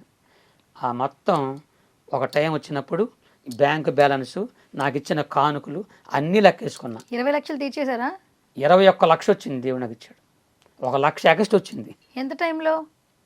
అది ఒక సంవత్సరం టైంలోనే, ఒక సంవత్సరం లోపలనే 21 లక్ష ఆ భగవంతుడు నాకు ఇచ్చి, అదే ఆశ్చర్యకరుడు అంటే ఇస్తే ఆ 1 లక్షలో పెట్టి ఎవరికైతే 200 మందికి నేను అదే అప్పులు చేశానో వాళ్ళందరిని పిలిపించి ఇచ్చేసారా? ఒక చిన్న మీటింగ్ పెట్టి మా పాస్టర్ గారు ఒక ఆయన పిలిపించి కొంతమంది పిలిపించి గుడివాడలో ఉన్న పాస్టర్ని పిలిపించి మాట్లాడుకొని వాళ్ళందరి చేత నా భార్య నా కుటుంబం చేత ఎవరైతే వాళ్ళ రసీదులు ఉంటాయన్నమాట ఎంత ఇచ్చాను వాళ్ళందరికీ ఎవరి కవర్లు పెట్టి వాళ్ళకి ఇచ్చాను, క్షమించండి మీకు వడ్డీ కట్టలేను, మీ డబ్బులు మీకు అసలు ఇచ్చేస్తాను అని చెప్పి చెప్తే వాళ్ళందరూ సంతోషపడ్డారు. ఇది మాత్రం యథార్థంగా జరిగిన సన్నివేశం. నేను ఒక్క రూపాయి కూడా కొట్టకుండా ఆ సభలో చెప్పింది ఇంకెవరికైనా మర్చిపోయినేమో, ఇంకెవరికైనా ఇవ్వలేమో ఇవ్వండి. నా మనసు ఏంటంటమ్మా, నేను భూమి మీద చనిపోకముందు నేను దేవుని ఎందుకు నమ్ముకున్నానంటే ఒకరు మోసం చేయకూడదు, నా వల్ల ఒకరు మోసపోకూడదు, నా వల్ల ఒకరు ఇబ్బంది పడకూడదు, నా వల్ల నా మాటల వల్ల కానీ నా సాక్ష్యం వల్ల కానీ నా పాటల వల్ల కానీ నా ప్రార్థన వల్ల కానీ ఎవరు నష్టపోకూడదు, అందరూ బాగుండాలి. ఎవరైనా నష్టపోతే ఆ నష్టపరిహారం ఇస్తానని చెప్పి మన సుమన్ టీవీ తరపున చెప్పుకుంటున్నాను. ఓకే, మనస్ఫూర్తి చెప్తున్నా. నేను ఎవరిని ద్రోహం ఇప్పటికి ఈ రోజుకి ఒక మతాన్ని కానీ ఒక వ్యక్తిని కానీ ఒక కుటుంబాన్ని కానీ ఒక మతాన్ని కానీ ఒక కులాన్ని కానీ ఒక దేవతా దేవుళ్ళు కానీ తర్వాత ఇంకా ఒక పాస్టర్ని కానీ నా తోటి పాస్టర్ని కానీ ఎవరిని కానీ వాళ్ళ గురించి నాకు చెడు తెలిసినా సరే ఎవరిని నా నోటి నుంచి ద్వేషించలేదు, దూషించలేదు. కారణం అందరూ ఆ దేవుడు సృష్టించిన పిల్లలు మనం. నేను ఏ సభకి వెళ్ళానమ్మా ఆ సభలో నాకు మైగవగా నేను చెప్పే మాట తెలిసానమ్మా, మన స్వమందని చెప్తున్నాను, ఇక్కడ ఉన్నటువంటి హిందూ సహోదరులందరినీ ఆ యేసయ్య దీవించాలి, ముస్లిం సహోదరుల్ని ఆ ప్రభు దీవించాలి, క్రైస్తవ సహోదరుని ప్రభు, జాతి కుల మత వర్గం భేదలేకుండా అందరినీ ఆ ప్రభు దీవించాలని ముందు చెప్పే మాట అది. నేను చెప్పి అందరి కోసం ప్రాణం చేసేవాడిని. ఇప్పుడు కూడా నేను చెప్పుకుంటున్నా, నేను చెప్పింది యేసు ప్రభు నాకు చేసిన మేలు చెప్పాను తప్ప నేను ఏ మతాన్ని మీరు మారండి మత మార్పిడి కోసం మాత్రం ఈ మాట చెప్పలేదండి. నాకు ఎందుకంటే మరి మన సుమన్ టీవీ తరపున అనేక మీడియా వారు చాలామంది అడుగుతున్న ప్రశ్నలు ఏంటంటే ఇది మతం కాదు, నేను మతం గురించి చెప్పలేదు, మీరు మారమని చెప్పట్లేదు, మీరు మతంలో ఎవరైనా మతం మార్పిడి చేస్తా వచ్చి మీరు మతం మారొద్దు. ఎందుకని తెలుసా, నా దేవుడు నాకు చెప్పింది అంటే యెహోవా ఉత్తముడు రుచి తెలుసుకున్నా, నేను తెలుసుకున్నాను. మీరు ప్రశ్న తెలుసా ఇది ఎలా జరిగింది, ఒక విషయం ఎలా మారాడు, మేము నమ్మాలన్నారు. మనుషులు నమ్మక్కర్లేదు, దేవుడే నాకు చేసిన మేలు ఆయన నమ్మితే చాలు. ఆ రోజు నుంచి ఈ రోజు వరకు నేను ఒక మోసగాడిని కాదు, ఒక మోసం చేయలేదు, ఒక దగా చేయలేదు, ఆబ్రక దాబ్రకని మహిమలు చేయలేదు, పెద్ద చర్చిలు కట్టలేదు, లేకపోతే ఇంకో చిత్రాలు విచిత్రాలు చేసి ఒక మెరకలు చేయలేదు. అసలు అలాంటి మాటలు నాకు రావు. నా దేవుడు నాకు చేసినవి మాత్రమే నేను చెప్పుకుంటున్నాను తప్ప చెప్పుకుంటున్నాను రెండమ్మని మీరు చెప్పండి అమ్మా. గురవయ్య గారు, మీ లైఫ్ అలా కొనసాగుతుంది. 20 lakhs మీకు సంబంధం లేకపోయినా మీరు మోసపోయారు.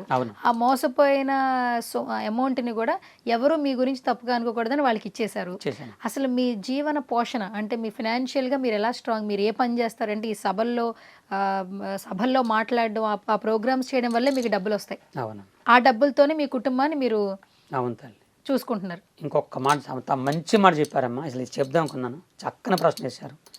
గుడివాడలో కింద ఇల్లు పైన చర్చి కట్టుకున్నానమ్మా.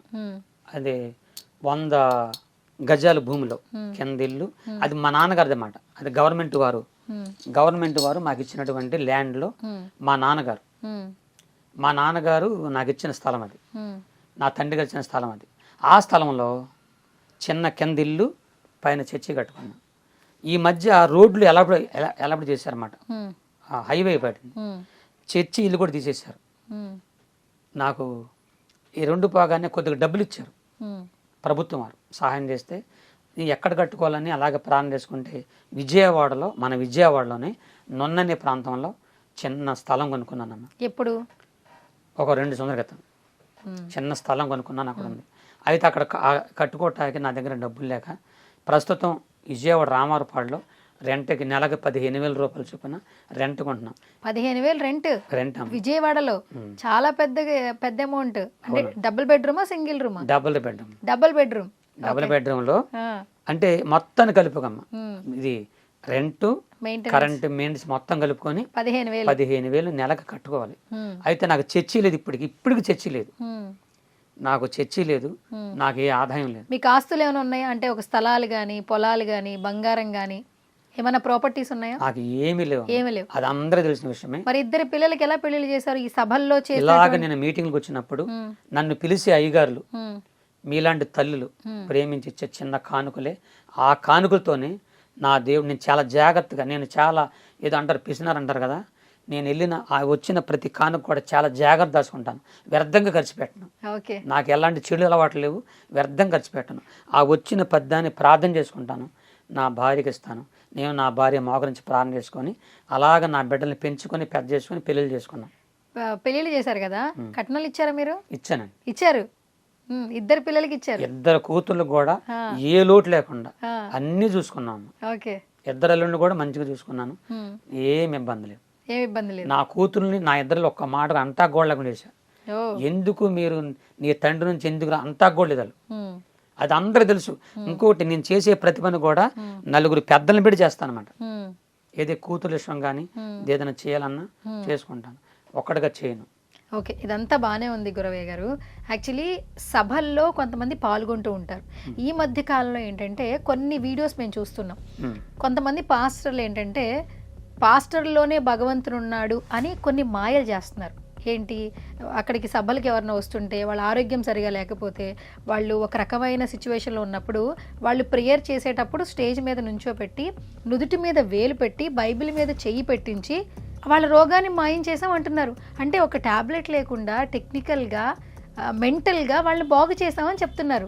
అట్లా చెప్పడం వల్ల హిందుత్వం ఎవరైతే తీసుకున్నారో, సనాతన ధర్మం గురించి ఎవరైనా తెలుసుకున్నారో వాళ్ళు క్రిస్టియన్ వాళ్ళ మీద ఆగ్రహాన్ని వ్యక్తం చేస్తున్నారు.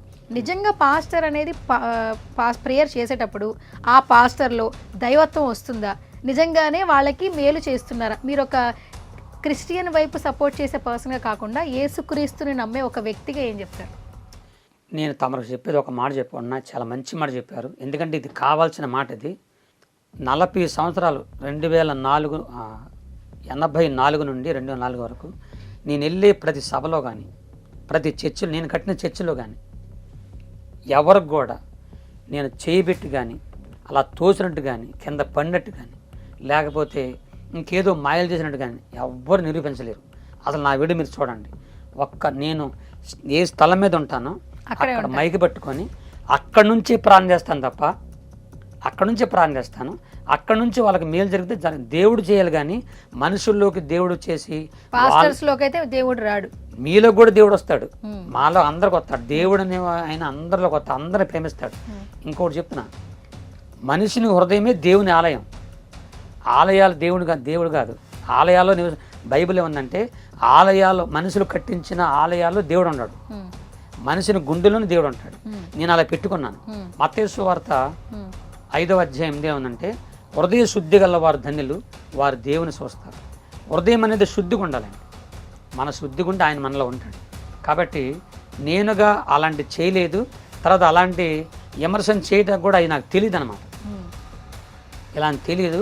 అందుకే నేను చెప్తున్నా, మన హిందూ సోదరులు కానీ ఇంకోలు కానీ క్రైస్తవులు చెప్తున్నాను, ఇలాంటి మాయ మాటలకు మీరు పడొద్దు. గురవయ్య గారు ఒక మంచి క్లారిటీ ఇచ్చారు నిజంగా. అంటే ఎవరైతే క్రిస్టియన్స్ గురించి హిందువుల గురించి మాట్లాడే వాళ్ళకైతే ఒక మంచి క్లారిటీ ఇచ్చారు. ఓకే, సో ఇప్పుడు ఏంటి, కేవలం సభలైనా ఎక్కడెక్కడ తిరుగుతుంటారు మీరు? నన్ను ఎవరు పిలిచినా వెళ్తానమ్మా. ఎవరు పిలిచిన సభల్లోకి వెళ్ళి వాక్యం చెప్తాను, సాక్ష్యం చెప్తాను, నా సాక్ష్యం చెప్తాను, వాక్యం చెప్తాను.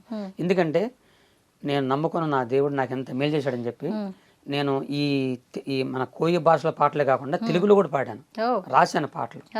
అది ఒక మొత్తం కదలే, జస్ట్ నా జీవితానికి సంబంధించింది. పాడండి. నిలువెల్ల ఘోరపు విషమేనయ్యా, మనిషిగా పుట్టిన సర్పనయ్యా, పాపము కడిగాబులే విషము విరిచాబులే, నన్ను మనిషిగా ఇలా నీవు నిలిపావులే, క్రీస్తు దాసుగా పేరు పెట్టి పిలిచావులే, ప్రభువా కాచితివి ఇంత కాలం, కాచితివి ఇంత కాలం, సావైన బ్రతుకైన నీ కొరకే దేవా, నీ సాక్షిగా నేను జీవింతునయ్యా. ఓకే, సో ఈ పాటలన్నీ మీరే రాసుకుంటారు? నేనే రాసుకొని నేనే పాడుకుంటానమ్మా. ఎవరి పాటలో నేను రాయను. అయితే ఫస్ట్ నుంచి ఇప్పటి వరకు నేను చచ్చిపోయే వరకు ఆయన సేవ చేయాలని నేను నిర్ణయించుకున్నాను. అలాగే ఎవరు పిలిచినా, ఎక్కడికి పిలిచినా వెళ్ళి ఒంటరిగా నా వెనక బాక్సర్లు కానీ బాడీ గార్డులుగా నాకు ఎవరు ఉండరు. ఎందుకంటే నేను బతకడమే కష్టం, వాళ్ళని పెంచను, నేను ఎవ్వరు రారు. నా దేవుడు నాకు చెప్పాడు ఒక మాట, నీతో నేను ఉన్నాను, నిన్ను ఎడవను ఎడబాయను అన్నాడు. అంత గొప్ప దేవుడు నా పక్షాన ఉండగా ఒంటరి, ఇప్పుడు మీదే ఒకడిని వచ్చాను నేను, మన స్టూడియోకి ఒకడిని వచ్చాను, నా వెనక ఎవరొద్దాం గురాల. నా భార్య పిల్లలు ప్రార్థన చేసి జాగ్రత్త నాయన జాగ్రత్త అని పంపించారు, అంతే వచ్చేసాను అంతే. కాబట్టి ఒక్కడే వెళ్తాను, ఒక్కడనే వస్తాను. నా దేవుడు 40 ఏళ్ళుగా నన్ను కాపాడుతున్నాడు, ఇక ముందు కూడా కాపాడుతా. కారణం అంటే పుట్టగానే అమ్మ చచ్చిపోయిందమ్మా, అమ్మ తెలియదు నాకు, కన్న తల్లి ప్రేమ తెలియదు, మధ్యలో నాన్న చచ్చిపోయాడు. అమ్మా నాన్న లేని అనాథని నేను. అమ్మా నాన్న లేకపోతే ఆ బాధ ఏంటో అనిపించినోడు నేను. అమ్మా నాన్న ఉంటే వాళ్ళ విలువ పిల్లలకి తెలియదు, కానీ ఈరోజు అమ్మా నాన్న లేకపోతే వాళ్ళ బాధ ఏంటో, ఆ కష్టం ఏంటో అనిపించినోడు నేను. కన్న తల్లిదండ్రులు లేక, వాళ్ళ ప్రేమ లేక పెరిగినోడిని. ఆ రోజు నుంచి ఈ రోజుకి కన్న తండ్రి కంటే, కన్న తల్లి కంటే నా దేవుడే నా చేయబట్టుకొని ఆ రోజు నుంచి ఈ రోజు నడిపిస్తూ ఉన్నాడు. ఈ రోజున నాకు సొంత ఇల్లు కూడా లేదు, స్థలం అందగా ఇల్లు లేదు. ఇల్లు కట్టుకోవటానికి, నా కుటుంబాన్ని పోషించుకోవటానికి దేవుడే ఏ దిక్కుని రప్పిస్తాడో, ఏ హృదయంగా ఆయన పరలోక బ్యాంకులు ఇప్పి ఆయనే నన్ను ప్రతిరోజు పోషిస్తున్నాడు, ఆదరిస్తున్నాడమ్మ. సభలకు వెళ్తుంటారు కదా అమ్మ, అంటే ఎన్ని గంటలు మీరు స్టేజ్ మీద ఉంటారు? ఎన్ని గంటలు వాక్యాలు చెప్తారు మీరు? నేనమ్మా 2 గంటల పైన ఉంటుంది. 2 గంటల పైన కంటిన్యూగా చెప్తాను. అంటే మినిమం మీకు మామూలుగా పర్ సపోజ్ ఎంత అమౌంట్ వస్తుంది ఒక సభకి వెళ్ళి ఒక 2 గంటల సేపు అక్కడ అందరితో మాట్లాడిన తర్వాత మీకు వచ్చే అమౌంట్ ఎంత? తమరికి ముందే చెప్పాను, ఈ వీడియో రూపంగా అందరూ చెప్పుకోండి. అందరూ తెలుసు, 40 ఏళ్ళగా అనేక దైవజనులు సార్లు పిలిచారు. నా నోటితో ఏనాడు కూడా ఇప్పటికీ నాకెంత ఇవ్వండి అని అడగలేదు. నేను రాగా నన్ను చూసి, నా స్థితిని చూసి, నా పరిసరం చూసి, నన్ను ప్రేమించి మీరు ఎంతో సహాయం చేశారు. మీ సహాయానికి, మీ ప్రేమకు నేను ఎప్పుడు మర్చిపోలేను. ఇప్పటికి కూడా అనేకులు ప్రేమించి మీ తోసిన చెంచన కానుకలు పంపించి నన్ను, నా కుటుంబాన్ని పోషిస్తున్నారు. మిమ్మల్ని మర్చిపోలేను. ఓకే, రీసెంట్గా పల్సర్ బైక్ రమణ గారి దగ్గర ఒక సాంగ్ పాడారు, ఆయన యూట్యూబ్ ఛానల్లో రిలీజ్ చేశారు. ఆయన ఎలా అప్రోచ్ అయ్యారు మిమ్మల్ని? ఇలాగే తమ టీవీల ద్వారా నన్ను, మన రాజేష్ గారు వాళ్ళు ఫ్రెండ్స్ మాట ఇచ్చిన తర్వాత వాళ్ళు నాకు ఫోన్ చేశారండి, నా పాట పాడమని పాడతానన్న అంటే తీసుకెళ్లారు. చక్కగా చాలా ప్రేమగా చూసుకున్నాడు ఆయన. రాను పోను ఖర్చులు ఇచ్చి చాలా ప్రేమగా ఇచ్చి మంచి మనీ కూడా ఇచ్చాడు. మంచి మనీ ఇచ్చారు. ఎంత మనీ ఇచ్చారు అని చెప్పొచ్చు? ఒక 10,000 రూపాయలు ఇచ్చారు. 10,000 రూపాయలు ఇచ్చారు పాట పాడినందుకు? అవునమ్మా. చూసుకున్నారా ఆయన యూట్యూబ్ లో చాలా బాగా వెళ్ళింది మీరు పాడిన పాట? చూడలేదమ్మా, నేను చూడలేదు. అంటే యూట్యూబ్ ఎక్కువగా చూడరు. ఓకే, ఫోన్ మామూలుగా వాడడం వచ్చి వాడతారు. మీ వీడియోస్ కనిపిస్తూ ఉంటాయి మీకు, మీరు చూస్తున్నప్పుడు? కనిపిస్తూ ఉంటాయి. నన్ను తిట్టేవాళ్ళు కనబడతారు. నన్ను ఎక్కువ తిట్టేవాళ్ళు, అసూయపరులు కనబడతారు, కొంతమంది కనబడుతుంటారు. అవి చూసి నవ్వుకుంటాను నేను. నన్ను తిట్టేవాళ్ళని చూసి ఇప్పుడు నవ్వుకుంటా. ఎందుకంటే నా దేవుడు చెప్పింది అదే. మత్తయి సువార్త 5:11లో నా నిమిత్తం జనులు మిమ్మల్ని నిందించి హింసించి మీ మీద అబద్ధంగా చెడ్డ మాటలు పలికినప్పుడు మీ పేరు చెడ్డదని, మీరు మంచోడు కాదని అబద్ధాలు చెప్పి మిమ్మల్ని నిందించినప్పుడు మీరు సంతోషించి గంతులేమన్నాడు.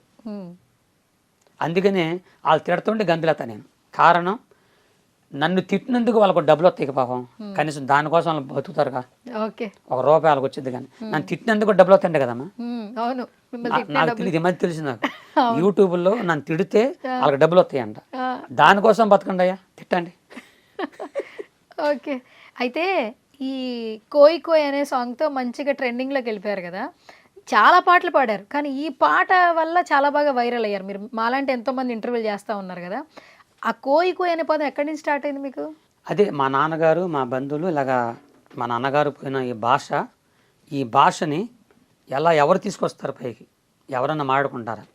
ఏనాటికైనా అంతరించిపోయి ఈ భాష, దీన్ని ఎవరు పైకి తీసుకొస్తారని మా నాన్న మా పెద్దలతో మాట్లాడి చూసా. ఒకసారి కాదు, చాలాసార్లు చూసా.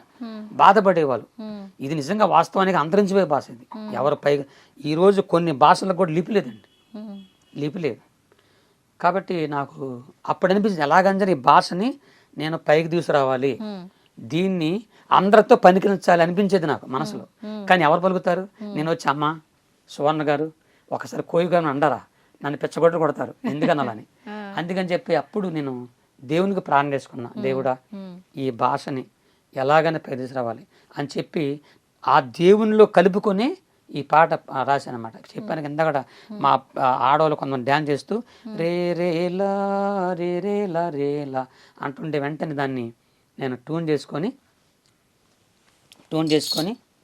ఇక అలాగ మొత్తం రాసేసుకొని ఇక సభల్లోకి వచ్చి ఇక ప్రార్థన ప్రారంభించాను అనమాట. ఒకసారి పాడండి మా కోసం. కుర్రోయ్ మీకు అర్థమైన అర్థం కాకపోయినా భక్తులారా,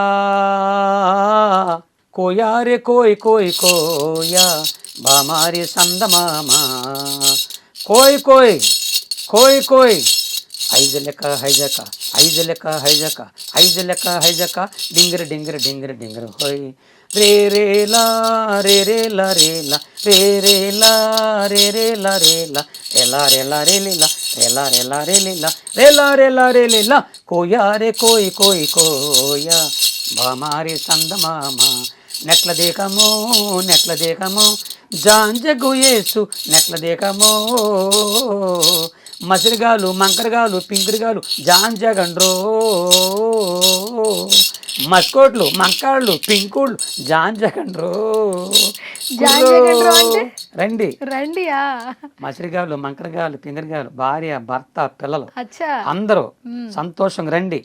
ఎక్కడికి రావాలి? మీ బాధలు మీ కష్టాలు. ఈ రోజండి మనిషికి లేనిదే సమాధానం సంతోషం ఇళ్ళలు లేవు. అసలు ఈ పాట మొత్తానికి అర్థమైందంటే అందరూ ఎల్లప్పుడూ సంతోషంగా ఉండండి, అందరూ హ్యాపీగా ఉండండి, డ్యాన్స్ చేయండి, మీరు దిగులు పడవద్దు. ఇప్పుడు నేను ఇలాగున్నాను, కొంతమంది నన్ను కావాలని తిడుతున్నారు, వాళ్ళు తిట్టినప్పుడు వామ్మో వీళ్ళు నన్ను తిట్టారు అని ఏడిసాను అనుకోండి, ఏడిసి సువర్ణ గారు వాళ్ళని తిట్టారు నేను రాను అన్నానంటే రాగలనా? రాలేరు. అందుకని చెప్పి నేను సంతోషిస్తాను అన్నమాట, ఆనందించాలి, వాళ్ళు తిట్టినది సంతోషించాలి. ఈ రోజున భూమి మీదమ్మ భగవంతుడు దేవుడు ఆకాశ పక్షుల్ని, భూమి మీద జంతువుల్ని, నీటిలో ఉన్న అడవినమ్మ జలసరాలు, వాటికి దేవుడు నవ్వు పెట్టల, నవ్వమని చెప్పల, వాటికి మనిషికి ఒక్కరికే పెట్టారు. ఈ నవ్వునియా ముందు మనం ఉండం. మనుషులు ఉంటారా? ఆయన నవ్వకుండా వచ్చిన మన కుక్క నవ్వింది అనుకో మనం ఉండం. కానీ మనిషికి మాత్రం దేవుడు నవ్విచ్చాడు. ఆ మనసులో ఉన్న నవ్వుని సాతనుడు అనేవాడు తీసేస్తున్నాడు అన్నమాట. భార్యాభర్తల మధ్య కానీ గొడవలు కానీ కుటుంబాల గొడవలు కానీ తీసేస్తున్నాడు. అందుకని ఆ మనసులో ఉన్నటువంటి బాధను తొలగించడం కొరకే దేవుడు మీరు నవ్వండి, సంతోషించండి, ఆయన దగ్గరికి వస్తే నవ్వుతారు అని చెప్పి దీనికి అర్థం. ఓకే, అంటే నవ్వండి అని చెప్పి నవ్వించడం కోసం మీరు చేసిన ఒక ప్రయోగం సోషల్ మీడియాని షేక్ చేసేసింది. ఎక్కడెక్కడో నుంచి వస్తున్నారు మిమ్మల్ని కలవటానికి, మాట్లాడడానికి చాలా మంది. ఫస్ట్ మీ ఆవిడ రియాక్షన్ ఏంటి? మీ మిస్సెస్ ఏమంటున్నారు? ముందు ఏడ్చింది, ఎందుకు ఇంత ట్రోల్ అయ్యావు, ట్రోల్ అన్నా కూడా ఆమెకు తెలియదు. ఆమెకు అసలు ఈ రోజుకి వాళ్ళు కూడా రావు, చదువులేదు. ఫోన్ చూస్తారా? ఫోన్ చూస్తా. పక్కింటి వాళ్ళు ఎదింటి వాళ్ళు ఏం చెప్తున్నారా? అంటే మీ హస్బెండ్, మీ ఆయన ఇలా అయ్యా. ఇప్పుడు నేనున్న దగ్గర చాలా మంది నేను తెలియదు, మీరేం తెలియదు. తెలిస్తే మొత్తం వాళ్ళంతా నన్ను ఆ అద్దె నుంచి తీసేస్తారు. నేనని తెలియదు ఎవరికి. ఓకే. అయితే విషయం ఏంటంటే నా భార్య ఏడ్చి బాధపడుతుంది, అయ్యా తిడుతున్నారయ్యా నిన్ను అందరూ, బాధ పెడుతున్నారు ఏంటయ్యా, నువ్వు బాధపడకయ్యా అని బాధపడ. కాబట్టి ఆమెకు సంతోషం ఉంది. తన భర్త ఏ భర్త అయినా పైకి రావడమే భార్యలు ఆడవాళ్ళ లెక్క భార్య లెక్క ప్రేమ. తన భర్త పైకి వస్తుంది ఎందుకంటే సంతోషం కదమ్మా, సంతోషమే. కానీ కొంతమంది కావాలని నన్ను తిడుతుంటే ఆమెకు బాధపడుతుంది. ఓకే, దానికి కోయి కోయి కోడిని కోయి అంటూ సోషల్ మీడియాని కోడిని కోయి అనే మాట ఎందుకు వచ్చిందంటమ్మా, అసలు అది వచ్చేది కాదు. దీనికి కొంతమంది కామెంట్లు చాలా వాళ్ళకి తెలియక. నేను ఒకసారి ఊరు మీటింగ్ వెళ్ళేటప్పుడు అడిగారు, ఏమంటే పాస్టర్ గారు మా ఇంటికి వస్తున్నారు కదా, మీకు ఏం కూర కావాలో కోరుకోమన్నారు, మీ ఇష్టం ఏది పెట్టమన్న పార్లో చెప్పమన్నారు. నాకు నాటుకోడి అంటే కొద్దిగా ఇష్టం అండి, వండండి అన్న. సరే అని చెప్పి వాళ్ళు, నేను ఇష్టపడి అడిగానని ఆ ఊరంతా ఎతికినా దొరకలేదు. దొరకపోయేసరికి నేనే వచ్చేస్తున్నాను. ఎలాగని చెప్పి వాళ్ళు బాధపడుతున్నారు. నాకు భోజనం తయారు చేసేవాళ్ళు బాధపడుతూ ఎలాగా అని చెప్పి ఆలోచిస్తుండగా పక్కింటోడు కోడి వాళ్ళ ఇంట్లోకి వచ్చింది. కోసారా? వస్తే ఆళ్ళకి చెప్పకుండా ఈ కోడిని కోసారు. అయ్యయ్యో, నా కోసం కోడిని కొట్టి కోసారు, దొంగ కోడిని పట్టుకొని. అక్కడి నుంచి వచ్చిందా ఇది? అప్పుడు వాళ్ళు, నేను వచ్చరికి రాత్రి సాయంత్రం 6 అయిందమ్మా. నేను నాకు ఎక్కడికి వెళ్ళినా ముందు భోజనం చేసి నేను స్టేజ్ మీద వెళ్తాను అన్నమాట. ఎందుకంటే పెద్దోడిని కదా, మధ్యలో కళ్ళు తిరుగుతాయని వాళ్ళు ముందు పెడతారు. నేను స్టేజ్ మిద్ది మీద ఉన్నా, వాళ్ళు మిద్ది మీద కూర తీసుకొచ్చారు, మంచిగా ఉండరు, నాటుకోడి పులుసు ఉండరు, మంచిగా తింటున్నా. నేను తింటుంటే కోడిపోయిన పక్కింటూ తిట్టుకుంటున్నారు, గట్టిగా తిట్టుకుంటున్నారు. నా కోడి ఎత్తుకెళ్ళినోడు సావా, నా కోడి తిన్నోడు పైనుంచి పైన పోవాలి అని తిట్టుకుంటున్నారు. ఆయన మాటలు నాకు వినపడుతున్నాయి కానీ నన్ను అనుకోవట్లా, నాకేం తెలుసు. ఈ లోపల ఒక ఆ పాస్టమ్ వచ్చి, గురప్ప గారు, అయ్యా గురప్ప అయ్యా, ఆమె తిట్టేది ఎవరని తెలుసు అంది. మిమ్మల్ని అంటే నాకెందుకమ్మా ఆమె సంగతి అన్న. ఆమె ఎందుకు కదయ్యా, ఆమె తిట్టేది నిన్నే ఉంది. నన్ను ఆ దొంగ కూడా అది దానిది అది చెప్పకుండా కోసే ఉన్నారు. ఏమంటే అతిథులకి ఎవరైనా దొంగోళ్ళు పెడతారా అని చెప్తే, అసలు ఆ ఇంటికల్లా ముసలాయన ఆ సభకు వచ్చాడు. ఆయన కోడిపోయిన బాధలు ఆయన ఉన్నాడు, ఎదురుకొచ్చున్నాడు. నేను మధ్యలో కోయి అంటున్నా ఉన్నా. కోయి అంటుంటే ఆయనకు అర్థం కాక ఆ దేశంలో ఉండి కోడికోయి అన్నాడు. అక్కడ వాళ్ళందరూ కూడా కోడికోయి. ఇక అక్కడ నుంచి అలా వచ్చిందమ్మా. అలా వచ్చిందనమాట. అంటే పక్కింటి వాళ్ళ కోడి ఇటు రావడం వల్ల ఈ కోడిని కోయి వచ్చిందనమాట. అయ్యయ్యో, దానివల్ల కోయి మంచి మాట అది.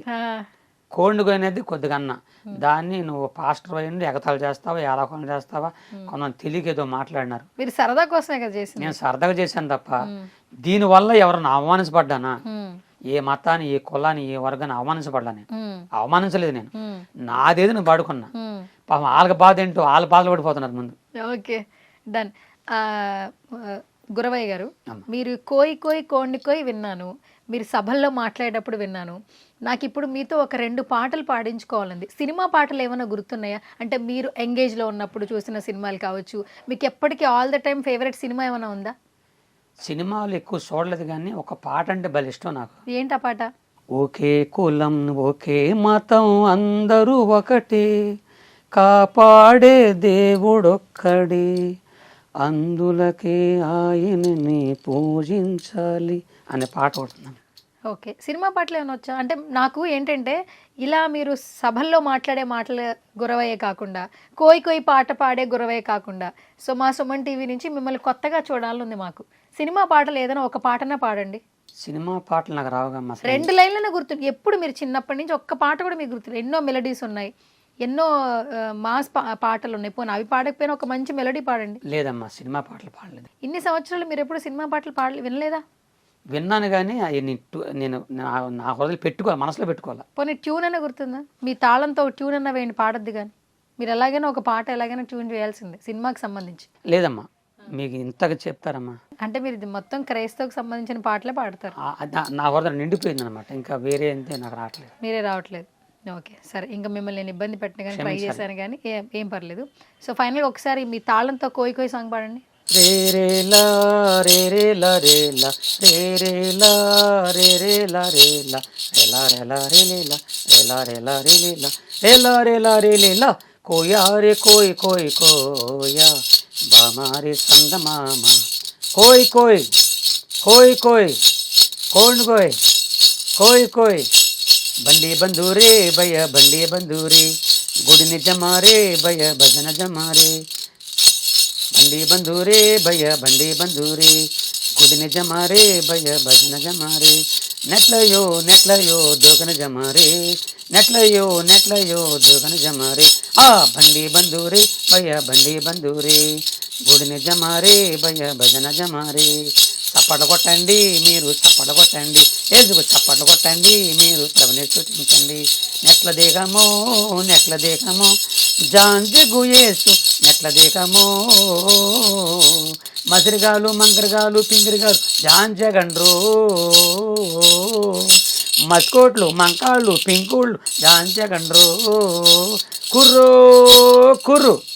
ఓకే, సో స్వీట్ అండి. సో మీ పాట బయటకు వచ్చిన తర్వాత కొన్ని మీమ్స్ ట్రోల్స్ వచ్చాయి. కొన్ని వీడియోలు చూపిస్తా, మీ రియాక్షన్ చెప్పండి. రాత్రి ఒక మీటింగ్ వెళ్తే ఆ పురుగులు వచ్చి నా నోట్లోకి వెళ్ళి 2 పురుగులు. నేను వాటిని బతిమిలాడాను, బయటికి రండి రండి అన్న, మేము రాము అన్నాయి. కోపం తట్టుకోలేక మింగేశానటిని. అందుకని కొద్దిగా దగ్గొస్తుంది, మీరేం బాధపడకండి. మరి ఈ సమయంలో నా జీవితంలో చాలా పాటలు రాశాను. 89లో ఒక పాట రాశాను, నా జీవితంలో ఫస్ట్ పాట అది. ఆ పాట పాడాలనుకుంటున్నాను. మీ అందరికి పాటల షీట్లు ఇచ్చానండి, అది 2వ పాట అది. ఆ పాట నేను పాడతాను. అమ్మా, ఒకప్పుడు నేను పాటలు పాడితే గాడిదలు కుక్కలు పందులు కూడా పరిగెత్తాయి, అలా ఉండేది నా స్వరం. ఎందుకంటే నాకు తెలుగు కూడా అంత స్పష్టంగా రాదు. అడుగు మనిషిని ఒకప్పుడు నాకు లబా దెబా దెబ లబా అనే భాషలు వచ్చు, అడుగు భాషలు వచ్చు. తెలుగు కూడా అంత స్పష్టంగా రాదు. ఈ మధ్య దేవుడు నాకు ఇచ్చిన తెలుగుది, ఆ వచ్చిన తెలుగుతో మాట్లాడుతున్నాను, అర్థం చేసుకోండి.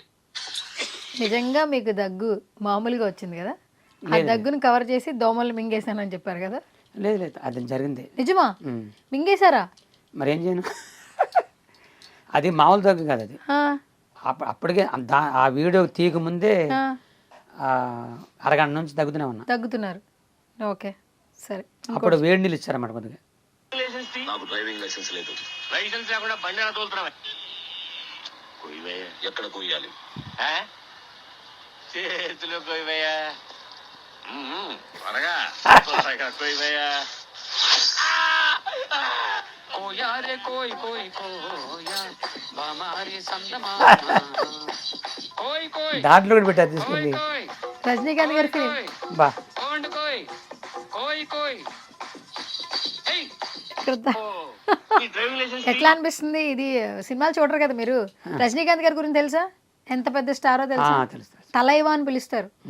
సో ఆయన ఫిలింలో ఒక మీమ్ ఇలా రెడీ చేశారు, మీ పాటతో ఫన్నీగా క్రియేట్ చేశారు. ఏం చెప్తారు? చాలా సంతోషపడుతున్నారు. అలాంటి మహానుభావులు పక్కన నా పాట ఉండమంటే ఎంత సంతోషం. ఓకే, ఇంకోటి చూపిస్తా.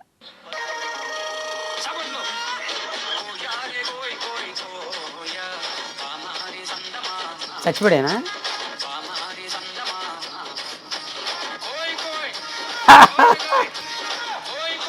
ఆ పాటకు సచిన్ ఇస్తుందా? అదిగో లేచాడు. అయ్యో అయ్యో అయ్యో బలవంతాయి ఇంకొక చూడలేదు. ఈ ఒకసారి ప్రార్థన తీసుకెళ్లారు నన్ను. అది కూడా సమాధుల తోటలోకి తీసుకెళ్లారు. అది ఒక సమాధుల తోట అనమాట. అక్కడ తీసుకెళ్ళి నన్ను ఆ సమాధుల దగ్గరికి తీసుకెళ్ళి పాట పాడమంటున్నారు ఆ విశ్వాసాలందరూ. ఏంటి ఇప్పుడు చనిపోయిన వాళ్ళు లేచి వస్తారనా ఏంటి? ఎందుకు అన్నాను, ఎందుకంటే సమాధి దగ్గర అన్న ఈ పాట పాడమన్నారు, కోయి కోయి అని. పాడమంటే ఇక్కడ పాడుతూ ఉంటా అన్న. కాదయ్యా, నీ పాటలు అంటే నీకు చాలా ఇష్టం, చనిపోయినానికి నీ ఆత్మశాంతంతో పాడమన్నారు. అమ్మ ఒకళ్ళు పాడితే అది లెగిస్తే బాగోదన్న. కాబట్టి అలాంటి అది గుర్తొచ్చింది ఇప్పుడు నాకు. ఇంత బాగా ట్రోల్ చేస్తున్నారు కదా మిమ్మల్ని, కొంచెం పాజిటివ్ ఉంది, కొంచెం నెగిటివ్ ఉంది, ఏం చెప్తారు? నేను చెప్పాల్సింది ఒకటే, చెప్పండి. ఈ ట్రోల్ ఏంటో ఇలాగా ఎయిటింగ్ చేయడం నాకు తెలియదు, నేనుగా చేయలేదు, ఎవరు చేసో తెలియదు. కాబట్టి ఆంధ్రప్రదేశ్ అయినా తెలంగాణ అయినా ఏ రాష్ట్రమైనా అందరు ముఖ్యమంత్రులు, మన ప్రధానమంత్రి గారు అందరు కూడా బాగుండాలని కోరుకొని రోజు ప్రార్థన చేసేవాడు నేను. అందరికంటే ఫస్ట్ నా ఉదయకాల ప్రార్థన ఎవరి కోసం అంటే మన దేశాన్ని కాపాడుతున్న సైనికుల కోసం చేస్తాను. మన సైనికులు ఉన్నారు కదండి, వాళ్ళ కోసం చేస్తాను నేను. వాళ్ళ ఎందుకంటే భార్య బిడ్డ నుంచి వెళ్ళిపోతారు కదా, వాళ్ళ కుటుంబాలు బాగుండాలి, వాళ్ళ బాగుండాలని ప్రార్థన చేస్తారు. మన దేశ క్షేమం కోసం ప్రార్థన చేసేవాడిని. బైబిల్లో ఉందమ్మా, అందరి కోసం ప్రార్థన చేయమని. Okay. అలా చేసేవాడిని. దయచేసి ఈ ట్రోల్ వల్ల దయచేసి నన్ను అపార్థం చేసుకోవద్దని అందరికీ, అటు రాజకీయ నాయకులకు కానీ, సినిమా వాళ్ళకి కానీ, అలాగే మిగతా వాళ్ళకి కానీ నేను మనం చేసుకుంటాను. నాకేం తెలియదండి, పేదవాడిని, ఒక నాగరికుడిని, ఎక్కడో పుట్టాను. నా తండ్రి కళ, నా తండ్రి కులస్తుల కళ నెరవేర్చడం కొరకే ఈ పాట నేను పాడుకున్నాను. ఇది ట్రోల్ అయ్యింది, ఎంతోమంది అభినందించారు. మరి మీరందరూ మీ మనసులు తెచ్చుకున్నారు కనుక నన్ను అభినందించండి. ఈ సుమన్ టీవీ తరఫున నన్ను అభినందించండి. ఇంకెలాంటి పాటలు ఇంకా కొన్ని రాసి మీకు వినిపించేలాగా నన్ను ఆశీర్వదించండి. ఓకే. సో చివరిగా మీరు చాలా అంటే ఎవరెలా అనుకున్నా మనం సంతోషంగా ఉండాలని అనుకుంటూ ఉన్నారు కదా, అంటే అలాంటి పాజిటివ్ వైబ్స్ రావాలంటే జీవితంలో ఎన్నో కష్టాలు చూసిన వాళ్ళకి మాత్రమే వస్తాయి. ఇంతకుముందు మీరు అన్నారు తల్లిదండ్రుల వాళ్ళ యొక్క గొప్పతనం కావచ్చు, వాళ్ళ యొక్క ఇది ఎవరికి తెలియట్లేదు, వాళ్ళు లేకపోతే ఎంత బాధగా ఉంటుందో నాకు తెలుసు అన్నారు. ఇంతకుముందు మీరు అన్నారు మీకు శుక్లాలు వచ్చాయి, 2 కళ్ళు ఆపరేషన్ చేయించుకున్నారు, అంటే ఇబ్బంది పడుతూ ఇప్పుడు 60 ఏళ్ల వయసులో కూడా మీరు మీ పిల్లల కోసం ఇంకా కష్టపడుతూ ఉన్నారు. అండ్ మీరు ఇంకా సభలకు వెళ్ళి మీ జీవనోపాధి కోసం ఇప్పటికీ అదే పని చేస్తూ ఉన్నారు కదా. సో మీ లైఫ్లో ఎప్పుడు కూడా చూడని సిచ్యువేషన్ కావచ్చు, లేదా బాధపడిన విషయం కావచ్చు, ఒకటి షేర్ చేసుకుంటారు. నా జీవితంలో నేను కోరుకుంది ఏంటంటే లైఫ్లో అదే ఆ గుడివాడలో ఇల్లు తీసేయగానే నేను ఒంటాకి లేకుండా అయిపోయిందండి. అది నా హృదయం చాలా గాయపడింది. ఇప్పుడు నేను కానీ ఏదైనా చనిపోతే నా భార్య దిక్కులింది అయిపోతుంది.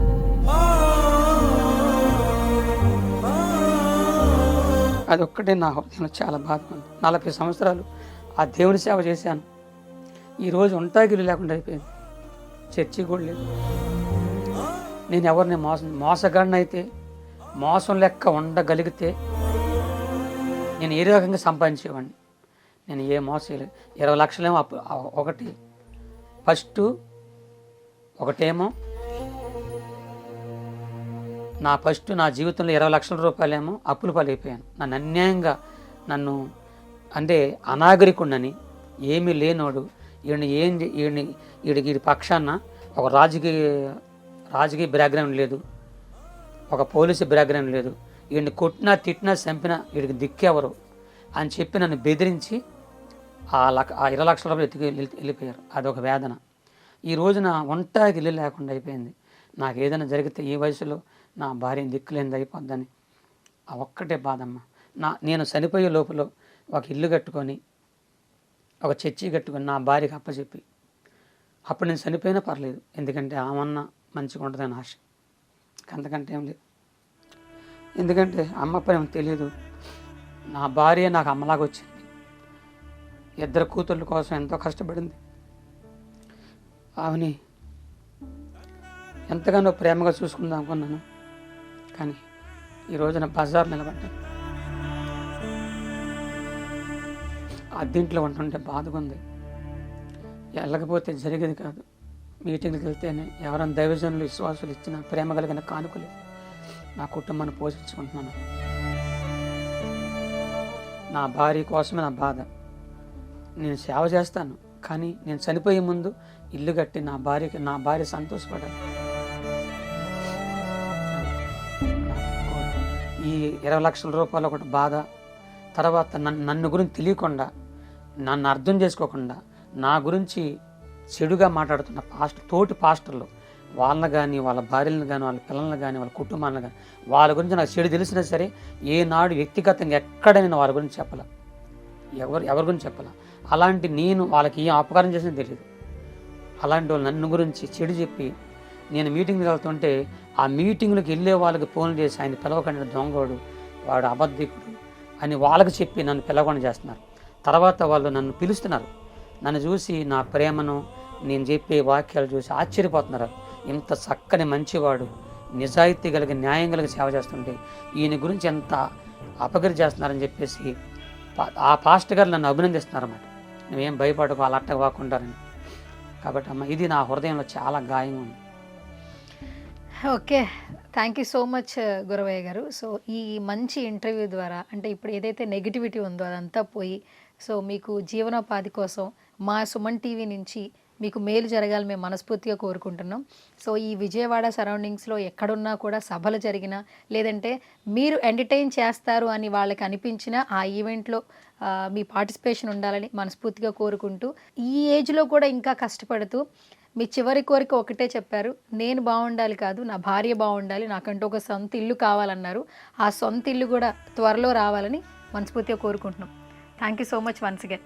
చాలా నమస్కారం అమ్మ. దిక్కు మొక్కు లేనివాడిని, గతి లేనివాడిని. మీ మీడియా వాళ్ళందరూ కలిసి నన్ను వెంబడిస్తూ మిమ్మల్ని కూడా బాధ పెట్టాను, టైం ఇవ్వక. ఎందుకంటే నాకు ఖాళీ లేదు. తారీఖు చెప్పారు. మరి లక్ష్మీ ద్వారా గారు కానీ, మీ ద్వారా కానీ, మీ యొక్క సుమన్ టీవీ యజమానానికి, పెద్దవారికి, ఎండి గారికి, వారి కుటుంబానికి అంతటికి నా నమస్కారాలు. మీ కొరకు, మీ క్షేమం కొరకు నేను నా దేవుణ్ణి ప్రార్థన చేస్తాను. మీరు బాగుండాలని కోరుకున్నా. నా బాగు కోసం, నా క్షేమం కొరకు మీరు ఎంత హెల్ప్ చేస్తున్నందుకు మీకు మనిషి ముందుకు రాబోయే కాలంలో నా భార్య, పిల్లల్ని, మా కుటుంబాన్ని మీకు పరిచయం చేస్తాను. Thank you so much. ఒకవేళ దేవుడు తొందరగా ఇల్లు ఇస్తే ఆ ఇల్లు ఓపెనింగ్కి మీరు వచ్చేలాగా చేస్తాను. థ్యాంక్ యూ అండి, thank you so much. So ఇప్పుడు మీకు మనం ఇంటర్వ్యూ చేసాం, మధ్యాహ్నం టైం అవుతుంది, ఆకలిస్తుందా? కోయి అని వస్తుందా? చాలా వస్తుందా? అయితే కోడిని కోసే సమయం కూడా తీసుకొచ్చేస్తున్నాం అనమాట. హ్యాపీగా ఫుడ్ తినండి, మంచిగా భోజనం చేయండి అండ్ ఆరోగ్యంగా ఉండండి. నిజంగా చాలామందికి ఇన్స్పిరేషన్. 60 ఏళ్ల వయసులో ఇంకా కష్టపడుతున్నారు అండ్ చివరి దాకా కూడా మీ భార్య గురించి ఆలోచిస్తున్నారు, పిల్లల గురించి ఆలోచిస్తున్నారు. మీకు ఇంకా మంచి జరగాలి మనస్ఫూర్తిగా కోరుకుంటున్నాం. గురవయ్య గారు, విజయవాడ వస్తే మాత్రం ఖచ్చితంగా మిమ్మల్ని కలుస్తూ ఉంటాం. Thank you.